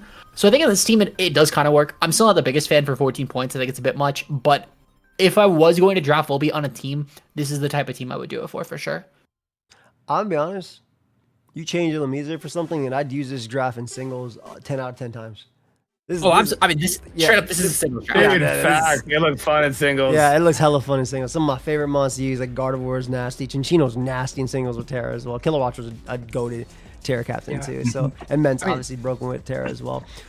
This still definitely has a lot of merit in double blue for sure, because like that Mence benefits a lot from Ogerpon synergistically. Because if you go for like Terrifier and Ogerpon, you could still lean into both Ogerpon as your wall breaker to clear through like steals for it, but you also could suddenly just start drawing in stuff with like Follow Me to clear through all those ice types that would be trying to nail your Mence, and it's suddenly a lot more difficult to be dealing with that when your Ogerpon's now actually resisting ice moves. And there's a bunch of other nuances here like that, where I think Tone's team actually weirdly enough does kind of really work synergy wise, even though it has a lot of mons that do kind of get overlooked in both draft this gen and also in VGC in general. So I'm interested to see how this team does. I think it's gonna be really cool. I would have loved Illumise to be a booster energy mon. I think that would have been really nice for this squad. I do agree. Just the immediate but like come out and have power type. Yeah, I think honestly, if I think this could have actually been really cool with a lot of the booster mons. Like I think something like Jugulus here could have been really terrifying, for example. I think Screamtail could have been really cool here too. Yeah. Really There's a lot of cool booster mons. Shoot, I think you could have also done if it was possible, you could have leaned into like the drill, that get the dog as well, and get your terrain as well. So, not that dog, but the Lycan dog actually. But I guess Houndstone. Oh yeah. The Lycan Rocks. Yeah. I mean, even too, like Clefairy could have been an option over the Illumise, right? Because you get it's Volbeat, guys. We keep calling it Illumise. Volbeat, yeah, whatever. They have the same bug. One just has slightly more special attack. Useless bug that does nothing in VGC. It's all good. Same thing. Yeah. I think. Well, I do agree. I think the Volbeat. There was a lot of things that the Volbeat could have been that I think would have offered more value. That said, though, I think it's at least a lot better placed here than Illumise was on Chase's team, considering the fact that I think at least there are like that really oppressive set of wall breakers that immediately claim a KO. So it's like it goes from like a 3 out of 10 pick to like a 5 out of 10 pick because of that. That it doesn't suddenly fix the team, but it's at least finally usable here. In terms of what's available, by the way, at 14 points that he could afford if he put that away, Heatran, Rotom Wash actually, and then Screamtail, like you said. But obviously Screamtail and Gardevoir kind of like mix. I think also like there's Gyarados, which is something he could have done, and Double Dragon Core of Lottie. Like Lottie would have been cool. Hat as well. Like a lot of cool. One thing I'm kind of looking at that would be pretty decent. If you go down a little bit, there's. I mean, again, I personally would lean towards Jugulus and then maybe drop like Kilowattrel for a more aggressive electric type. Though I do still respect Kilowattrel being here for like that really fast speed tier outside of just like Sand or Scarf or etc. There's also a lot of decent options in like that 10-point range that you could just kind of throw this into 2 mons or even just buff that Chinchino a bit to where I think that would be fine. Yeah. Like that Volbeat could honestly just be like a Lycanroc midday. Even with the 2 Sand Sweepers, Excadrill and Lycanroc do very different things for this team. Yeah, and I think that's kind of fine. Yeah, no, I agree. Lycanroc, you put your Focus Sash on and you're just trying to flinch him as many times as you can. Right? Like I mean, it's also just offensive priority that's not Keldeo, which is a pretty big deal. And then you could just throw the remaining points into a good Fake Out Mon. Because, I mean, with 5 points, I'm sure there's a Fake Out Mon in 5 points or below that would be good on this team. Like in terms of like that, like the Persian. Literally Persian. Exactly. You're welcome, Tone. Steal that. Persian is so funny. I mean, it's decent on this team. It offers some decent tech. Like, I mean, ICU and support and it's kind of clean. It also it's a parting shot mon for this team, which is cool. That opens up a lot of the setup here. I'm looking at a few of the options as well. That's a lot of cool. Yeah, I think the one that's a little scary is the Trick Room mode versus this. Like, but you have Gardevoir to obviously reverse it, which I think is cool. And then you have Encore as well on the team on multiple mons. So I'm just looking at like I like to personally have a Trick Room abuser or something that can actually do something in it, just so I don't have to focus on either shutting it down or outlasting it. So I think that would have been cool for the squad too. That T-Star could definitely do that, to be fair. Though I guess at that point, if you're picking up like Persian, you could just drop Chinchino too, and then just pick up your Trick Room abuser that way. Because I mean, you get a lot of points if you give up. I mean, Chinchino's 2 points, yeah. So, I mean, you just get a 2-point Trick Room Sweeper, and then that plus T-Tar could kind of be your Trick Room mode with Gardevoir. Perfect. Avalugg right there. That's all you need. Honestly, yeah, Avalugg would be clean here. That's a wide guard mon right there, too. Or Bastiodon. I mean, probably not if you're going to get Lycanroc, because Lycanroc, Bastiodon, T-Tar might be a bit much, but it wouldn't be bad by any means. I'd probably go with Avalugg, though, for sure. Like you definitely have picks. Or Go-Go could have been cool here, too. Yeah, it's really it's really turning into a singles draft when you saying Go-Go as the pick. Go-Go's cool. No, that mon's fire. I have nothing against Go-Go. I love Go-Go. Or Meganium. Go-Go is a singles low tier Terra god. That's the homie. They could just get Meganium. That's the Ogre Pond Terra check right there. F Meganium. Let's move on to Sierra's team. Can we talk about the Lava Plume body press? Joe, there were some haters for Lava Plume body press. How do you respond?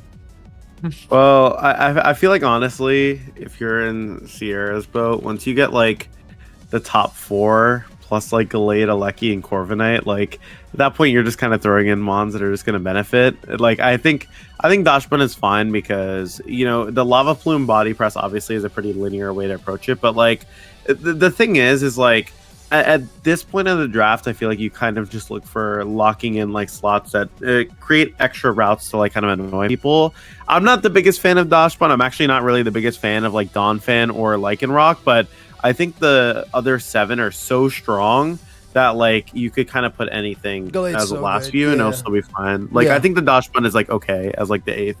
Like I don't really mind that. Donphan like I don't really see like I don't see it doing that much. Its stats actually aren't as great as you'd think, and like in Rock Midnight, at least some cool things that you can get out of it, right? It's like, for example, right, like you know, you can do Scarf right with Rock Slide. You can do, you know, running like Stone Edge on it with no guard because I believe it is no guard. It has some like cool stuff you could do with it, but I'm personally like more of a fan of like I think having Alecki, Ogerpon, Chi-Yu, Roaring Moon, like, and then the size spam mode is like nuts, especially with Corviknight. Yeah, I agree. I would have loved to see an expanding force mon here, as well. It's an Indeedee. Like next to Indeedee. Next to Indeedee, I'm saying. Indeedee ain't that strong. Yeah. Like Indeedee was it's strong enough. That Indeedee male is going to be surprisingly decent offensively on its own. F that mon. Yeah, I mean, realistically, for the special defense drop, so he's gonna hurt pretty hard. Real ones get Executor.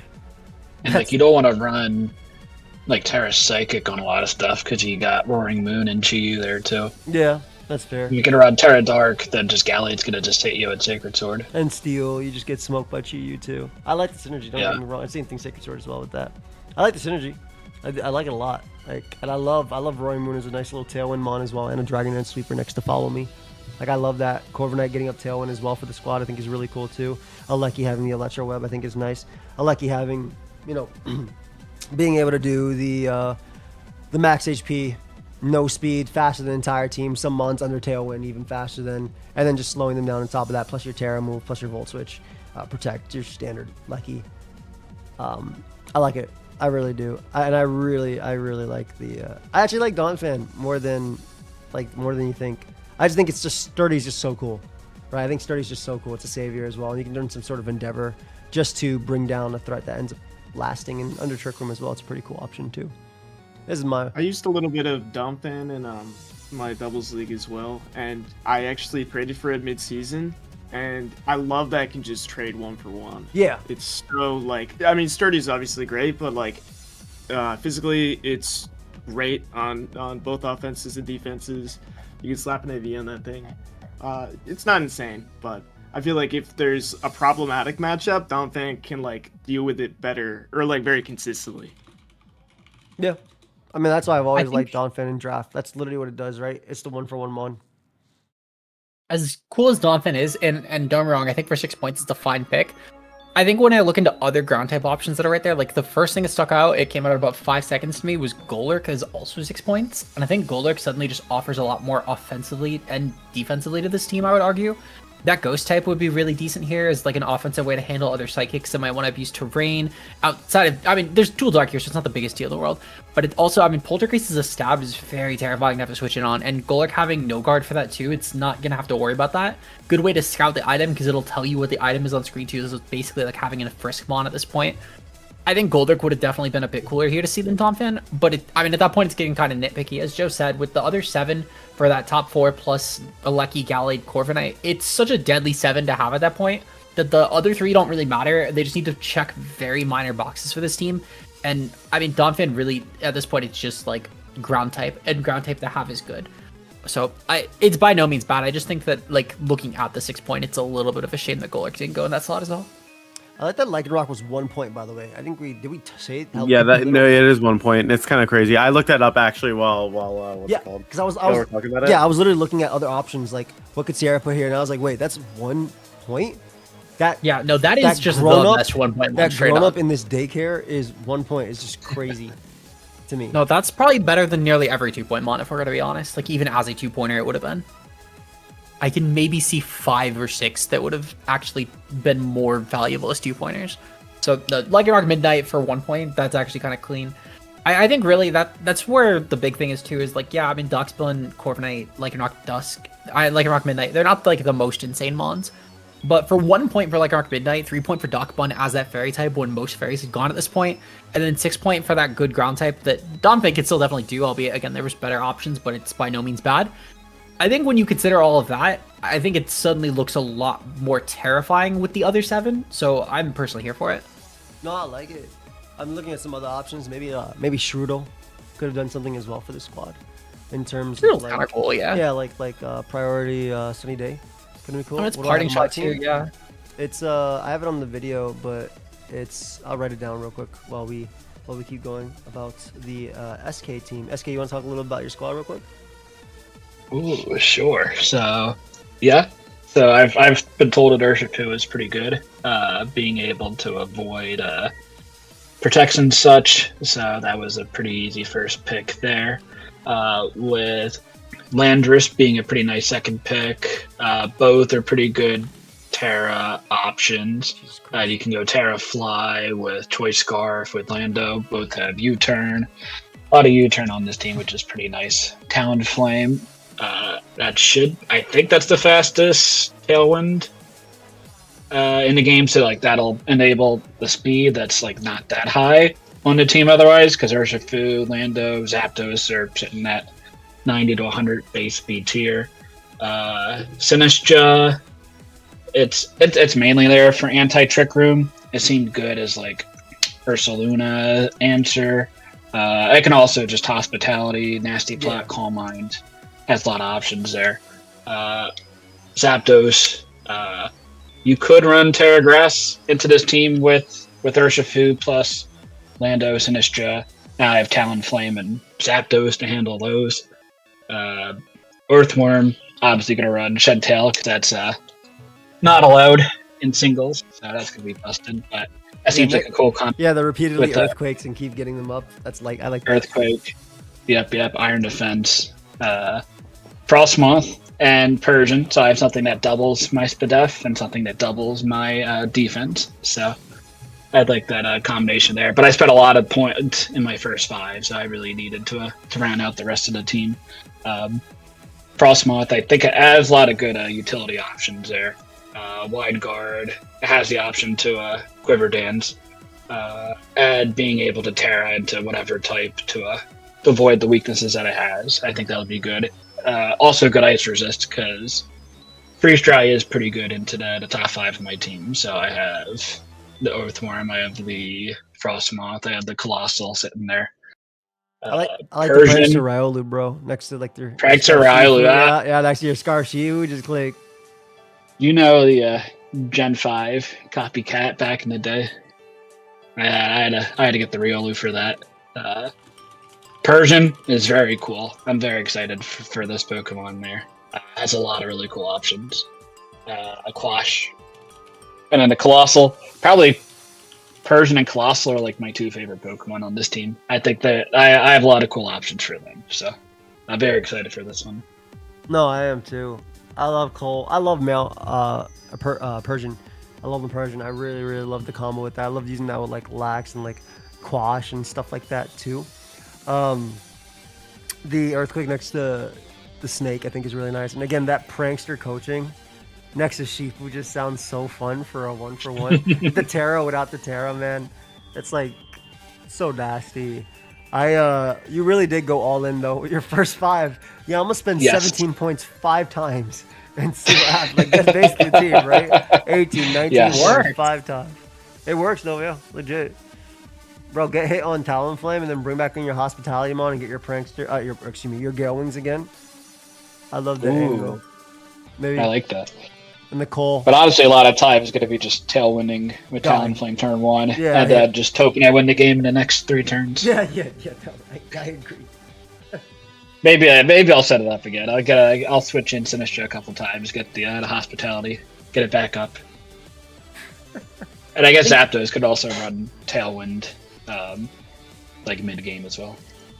Copycat your Shed Tail from Earthworm, and then Shed Tail again with the baby. Ooh. Now you're spitting. Just a few cool options, I think, like that. I think the nice little. Lily's got a lot of cool options with Prankster. Prankster Sunny Day, Prankster Rain Dance. First 5 are just generally good Pokemon too. Like just Yeah.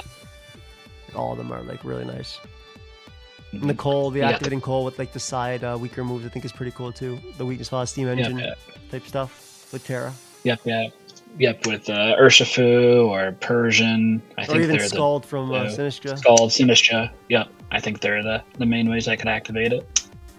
Let me see this. Does Raoul learn Blaze Kick like its father? I don't think so. Oh. The only attacking moves I was really considering on it were Bullet Punch and Vacuum Wave. Makes if sense. I want just to priority. activate any type of weakness policy or whatever. Or like some sort of upper hand. Upper hand, yeah, that would be fine too. I didn't even know Luke got Howl. That's very funny. Yes. Yeah, I mean, what's a base 70 attack? Yeah, I mean you have coaching and it all, like you don't need that, but you have Got Swords inner Dance. It learns focus, I Swords can't Dance, get too. intimidated. You never know. Yeah. Inner focus has been such a huge throw for Raoulu. Look at him, he's trying. Sorry, He's ready to get in Jeez. the action. What you thinking, Joe? What you thinking, Olivia? I think looking at this team, really my biggest gripe is I think with the last 3. Personally, not the biggest fan of Persian in draft. It's still a really good mon, and frankly, your top 7's disgusting. But like I'm looking at the board, for example, and things like Sableye are available for Prankster, which you could round out with like some 3-point partner. And Sableye still gets a lot of the same support. Like if you're looking for Quash from Persian, it's still the fake out roll. Much better typing for that though. Or even if you're looking to keep like something 10 points as a decent pick, you could maybe get like Snorlax over that Persian spot and go for Morgrem and 4, combining your Cole and Riolu. And I feel like those lines definitely are a bit more threatening. By no means is Riolu bad, and when you mention coaching, I do vibe with the coaching, especially next to Lando T. But I feel like there were just better Prankster picks is all for the team. Though, again, for 2 points, you're only going to get so much out of it, and it still does the job it needs to. That top 3, though, is heinous. That's a core that still gives me nightmares, because it's something that every single time I've ever done any VGC team tours for draft, it's always those 3. And like there will always be that combination of Rapid Food, Talonflame, Lando T on a lot of different Team Tour teams, and it's disgusting to fight every time. I hate fighting it in every scenario, and I hope that I never need to fight this team. This is the team that I'm the least hoping to fight in the draft. For that. That is very funny that it's like a thing. I don't know. It's a staple. It looks fun. Yeah, usually that's kind of the Lando T team that I was talking about earlier that people will partner like Latios with later on, or like Torn T or some other. It sometimes it's like Torn T over that Talonflame pick, but it's still like Lando T Rapid Foo. But it's basically just 120 plus flying type, Rapid Foo, Lando T, and it kicks ass every time. Are you So, not confident you can Talonflame click Blizzard and Hydro Steam and Heatwave into this team? Because it looks like No. you can click Blizzard and I mean, I Hydro could. Steam into this team. Or like I Terra, could, but, like, when Terra you Ghost see- your No, Volk and not care Listen, at all. Listen, it's the Zapdos Lando T that kind of make that awkward, because that Zapdos is really annoying for most of my team, especially when you suddenly start factoring in that like Zapdos could just kind of weather ball my Garchomp if I'm looking for that to be the offensive option with like a Rock Slide. It can just go for Heat Wave into a lot of my Mons. It can go for Thunderbolt into a lot of my team. Even for like Raging Bolt, there's still options like, again, that Weather Ball that I mentioned for Garchomp, but also you have the Lando T that can just outright murder that. And a lot of the good Terras into Lando T, suddenly Zapdos puts pressure on. The synergy there is really good. I think it's by having triple flying, they partner for each other so well that it's not really a concern. And they're great picks for Urshifu in every sense. So I love it. I think the synergy also is going to cook. It's going to be great Trick Room and anti-Trick Room for your team. So I'm very ready for this team. I think this is going to be a cool team to watch. I like the first 6 a lot. Pretty much that. I think they're all really good Pokemon. Earthquake next to Earthworm, Earthquake next to Zapdos, Earthquake next to Talon, Earthquake next to Sinistcha. There's so many good partners there. Yeah, Discharge next to Landorus, which is super useful. Frostmoth and Persian to me, like I'm pretty indifferent. I think they're like fine. I think the fast fake out parting shot, like if you're leading like Orthworm Persian, you could go for fake out, Shed Tail. You can go for parting shot Shed Tail, and then also too you have the wide guard with Frostmoth. You have the Quiver Dance potential next to redirection. That's all pretty reasonable to me. Colossal and Riolu, I'd say I'm probably pretty indifferent towards like looking at them. I mean, Riolu's a prankster Pokemon, right? It gives you that prankster option, but typically you're obviously going to be leaning into Talon as your main priority guy a lot of the time. And then for Colossal, like I think if this were Dynamax format, I'd probably be more thrilled about that pick. But because Colossal, it's so much more limited now. It doesn't necessarily mean it's always bad. Like you can use Meteor Beam, you can use, side proc move plus weakness policy with whatever else, right? You can even just go for fire type move, make it go fast. It's not like, to me, it's not as good as like when we were in Dynamax era, right? Big. Like Dynamax Colossal was crazy. Yeah, it was a crazy one back then. So what would you have changed Colossal to if you had to? Or if like you were looking at it potentially? Yeah. I mean, the thing is with the last couple slots, because it seems like you kind of have your bases covered. You have like 2 really strong physical attackers in Landorus and Urshifu. You have, Zapdos with the strong special damage, and then Frostmoth is like kind of a setup sweeper. I kind of feel like, how many points was the Colossal actually? It was 2. 2. Oh, okay. So you're kind of working with a limited pool regardless. So it's not exactly like you had too many options, right? Especially too, because I'm sure Urshifu, Lando, Zapdos, and Talon were all expensive, right? Yes. So and Sinistcha, yeah. So you're not working with that much, anyways. It's not anything too crazy. You could have done. Yeah, I'm going all with the first 5. Yeah, that's always the really funny like result of like getting really good Pokemon in draft is then like for your last picks, right? It's like, yeah, like I'm doing the best with what I got, basically, which is kind of funny. Get you a Stone Journer, bro. Yeah, I was about to say like Sojourner or Cloth looks suddenly really clean here. You say Haunter doesn't look bad here either. Yeah, ground Haunter's immunity. also pretty good. Yeah. Take Stone Journer. I don't know if journey he with your needs the ground immunity at this point, but like it I can see what you're talking about. Yeah, Sojourner though was the mon I was looking at though, if not Cloth, because Cloth could kind of benefit from the Sinistcha redirection, and also it's a pretty decent Rock Slide Flinch mon for this team. Damn, Haunter's got really good like special attack stats. It is, and it has a good move pool too. It's Focus Blast as well, and Sludge Wave, and Shadow. Yeah, I'm not gonna lie, like that would also be great because you get Earthquake next to it, and then you also get like Icy Wind plus like, electric moves. That's kind of cool too. But yeah, let's see. I see one of Joy's favorite mons in 2 Point, Dugong. That one sucks. Beautiful segue. Speaking to it, strong 3, and then a bunch of strong mons after. Can we talk about? I don't know why it's just Raichu. Hold on. Here, okay, the Raichu. No. So the Raichu is Dex number 26, and then Magmar is 126. I forgot to put a 1 there. So that's Magmar. Don't worry about it. Homie will be fine. So pretend that's a. You know what? I'll put a Magmar right now. I'll get one. I will say, and I know you're in chat watching this. You got swindled picking up that Dragonite. You should have gotten the pull. I feel so sad watching that. No, Dragonite I think Dragonite's good here. I like Dragonite. Oh, and don't listen to her. It's by no means bad, but considering the Pult was 1 point cheaper and that 99% of teams would have had no way to outpace the Pult plus POW line, and also the Pult POW offensively would have, in my opinion, been a lot more oppressively to deal with. Not to say that the Dragonite is bad here, because I mean, let's face it, it's a Dragonite. Advon is still a monster. I just think that there was, especially if you would have rounded that out with like, let's say for example, you could have, Entei would have gotten taken from you before you can get that, to be fair, but there were still definitely other options. Like I'm pretty sure Hisui Arcanine went like egregiously late in the draft. Yeah, okay, actually that was round 4 too, but you could have gotten base Arcanine though. I know that mono. Really quick. I'm doing homework right now. I just want everybody to know. Liv has been helping me, was helping me draft the entire time. She was like, no, Dragonite's the move. Dragonite's the move. Now here we are a month and a half later, and I picked the wrong guy. Listen. I said when it came up though, wait a second. Pult looks kind of clean here. Go for Pult. I waited like hours. Terra Ice. It wasn't just him. Okay. It was my Terra Ice. I think it wasn't that. It happened to be after that is when I picked my guy. It wasn't. It had nothing to do with. Right after.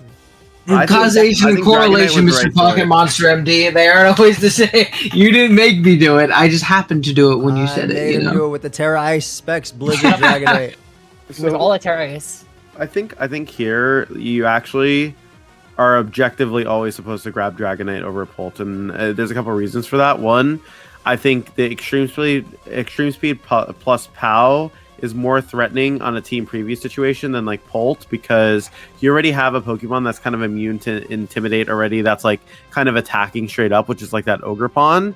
And also too, I think the fact that you have double redirection plus like Dragon Dance, or also being able to run Scale Shot, you're able to run the Life Orb set you can also run as well with like Terraflying Terra Blast, Ray Tantrum, Extreme Speed. There's like a lot of flexibility there. So I actually would have to say, like, I 100% think it's always supposed to be Dragonite there. Like, I'm actually a big fan of that. Was what I liked, yeah.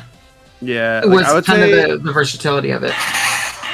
Yeah, I'd say, like, I pretty much, like, the only gripes I'd have with the draft would go after, like, again, but this is, like, a very common trend. I feel like it's, like, picks 8 and 9. Like, I'm not really a fan of Delphox or Skarmory. I think like the rest of it makes a lot of sense, right? You have like a strong special attack with Thunderstarian. You have redirection next to Azumarill. That makes a lot of sense. Scrafty helps enable with Fake Out. The only reason why I'm not a fan of Delphox is you don't really have like a Psychic Terrain guy next to it that can really like, you can abuse Expanding Force next to it, which is one of its best niches and like doubles. And then also to with Skarm, like obviously you have the Iron Defense Body Press, which is fine, plus Tailwind, but it might not come into play like that much. But again, you're working with like lower point picks at that point, right? So it's very like marginal things. The thought process, and again, the thought process might not always be correct, especially coming from singles, but the thought process with Delphox was, I think, one of my worst matchups in general is like super hard Trick Room, and like I have stuff like Azu, Scrafty, like, you know, kind of help with that. Whereas like Delphox at least gave me some kind of like Trick Room and Prison type idea. Which was going to be weirder originally, but Mount took that, unfortunately. So that was kind of the original idea, and with what was left at the bottom of the board, on top of it giving me like another Fairy Resist if Magmar isn't the best, or, you know, whatever which reason, because the team is also very, very, very weak in my mind, like pre-Terrace and stuff like that, was kind of the idea. But yeah, I mean, super, super low point Mon. It's kind of just, I was kind of just matchup fishing at that point with those guys. I think the top 7 or 99% gonna be what comes most games. Yeah, I don't think too many people have like get that shit off screen. Oh my god, it's crazy. Man, he pulled up the timestamps too. That's insane. Poor Owen getting. Hey, but look at the gift though. He's hitting that shit. Oh, I love Dragonite too. I also had to think Dragonite too. Way cooler Mon. I love that guy. Just know this is what did it. This is what did it. Listen, I will say, to be fair, I mean, like before Draft Order came out, Owen was literally talking about just repeating POW Night again. Oh, I didn't put the. I don't know what the hell I'm doing in this, man. It worked once. I'm gonna draft it again. Hope it works again. You know. No, he was talking about that before Draft Order came out, not even knowing what pick he had.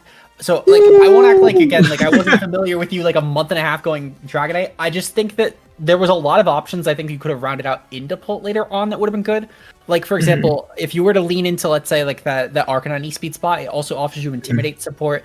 And again, it's by no means like comparing it to like an Entei or Dragonite, but I think comparing what you could have then done with that. I know you were really set on Magmar, so like if you were really set on Magmar, maybe Dragonite was a better pick.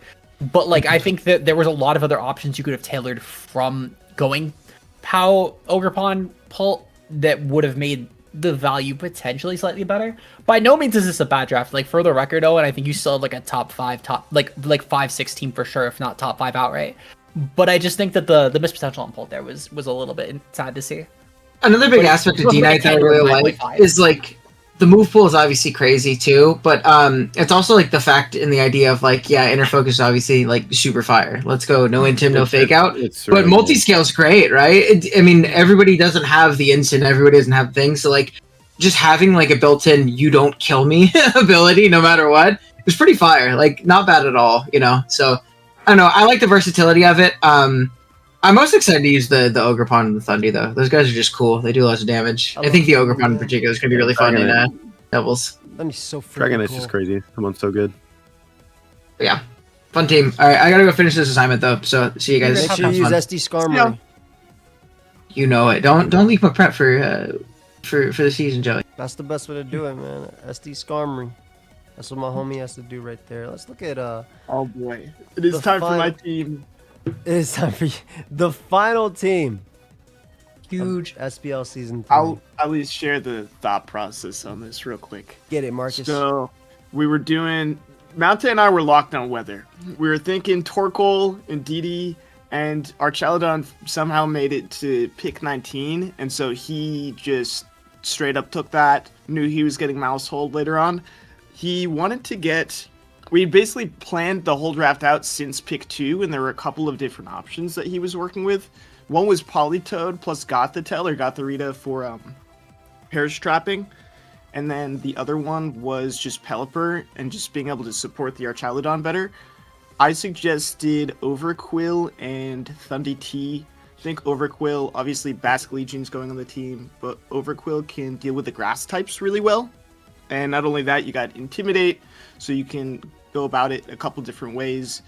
And so you can either like choose Overquill on a matchup that maybe water's not the greatest in, but you still want rain. But you can also like overload and bring both fish on any given week. And then Thundy's so good in draft. Singles, doubles, prankster, all that jazz.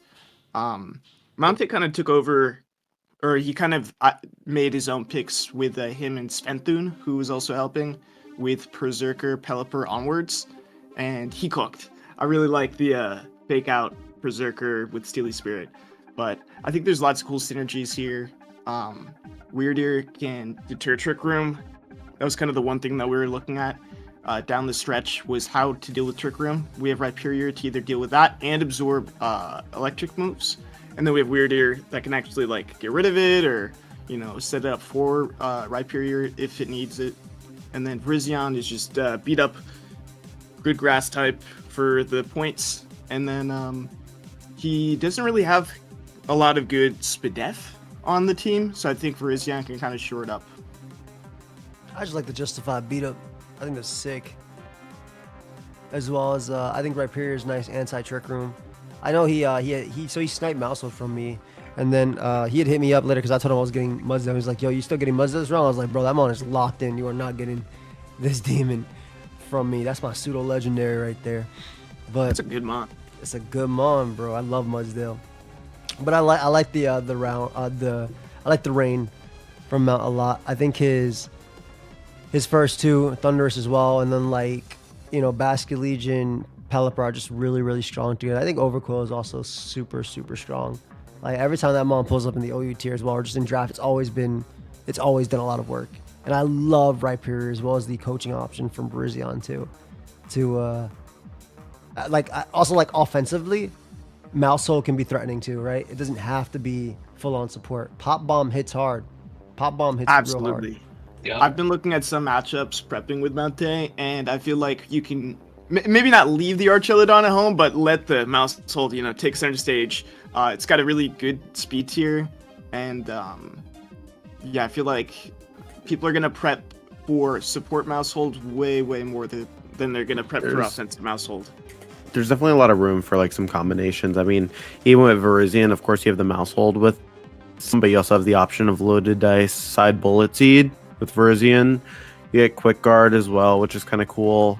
I also think, Berserker to make your Archelodon stronger is cool. Maybe if you're running something like Spec Steel Beam, right? Or like, Spec Flash Cannon even.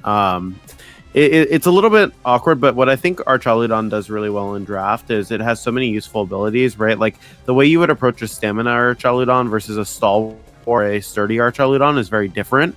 So there's like a lot of like cool flexible options you could take advantage of there, which I think is nice, especially to, you're playing someone with a lot of redirection, you can use that stalwart. You're playing someone with like a lot of big attackers that can just get rid of your Archelodon. You want to move fast, you get the sturdy, and then you can run it with specs or something, right? So I think there's a lot of cool flexibility here. The only thing that is interesting, I think, with Rhyperior, although you could just opt to not run Lightning Rod if you're not playing anything with serious electric types, is that obviously you can't Electro Shot next to Rhyperior, and you can't use a single target electric move on Thunderous. You'd have to run Wild Bolt, but even then, that's not really that bad of a drawback. Especially on the rain. To me, it makes reasonable sense. Yeah. Like a lot. For sure. I love Stalwart ignoring follow me. I think that's sick. And Rage Powder, all that stuff. Like, it also makes it tough because, like, Ogre's a mon that can naturally take a hit from this mon if it really wants to, but the fact that you ignore it and you're attacking the teammate, I think, is really cool. Plus, Mousehold having the speed tier over that as well, I think also helps out a lot, like, in those types of matchups. When can we expect the fan doc? Hopefully during the week. I got to talk to Princess Autumn. You guys have any closing words on this squad? You want to say anything, Olivia, SK? Yeah, I have just one thing, and it's relating to specifically that Berserker pick, because I personally am a big fan of that. And it goes back all the way to, like, I think right before you picked Mudsail. It was a couple picks before that, Joey. But I remember I was helping you with something in call, and I was talking about what I was looking at for my round 6-7, and I was running through a lot of options for that steel type spot, like Tinkaton, Scizor, and funny enough, Berserker was one of them. And I remember telling Joey, and he was like, don't you think it's a little early to picking him on, like, Berserker? And I was like, no. This thing, for 5 points, is kind of a steal. It's a great enabler, even just outside of the Steely Spirit stuff, because I think Berserker offers a lot to this team outside of that. The helping hand support for 1 is really decent when you have these wall breakers like Basket Legion, Mousehold. The people are going to probably be able to maybe barely get to survive on 1 hit for. Suddenly, they're now taking like 150% from a population bomb instead of 99 or 98%. Yeah. Or like Last Respects is doing from like 90 to like 135% now suddenly after 1 death. And suddenly that's a really big deal for you. It's also, weirdly enough, a really decent option for Anti-Trick Room because it has a realistic attack stat for a support Pokemon. I mean, it's like 110 attack, and it has a decent coverage pool for covering a lot of stuff that would just steal. For 5 points, this was probably the best 5-point mon. It is probably the best budget mon, I would argue, on the entire board. So, like, it's something that, especially with 20 coach, when a lot of coaches are struggling for that big out support, I felt like it was a good pick early on, and I remember Joey DM'd me the next day about it, and went on, like, I guess you're not the only one with eyes on it, and Mountai's is apparently looking at it, and I almost sniped him on it, but then I was like, oh, Tank made it. So, Montay, you're welcome for the Berserker pick.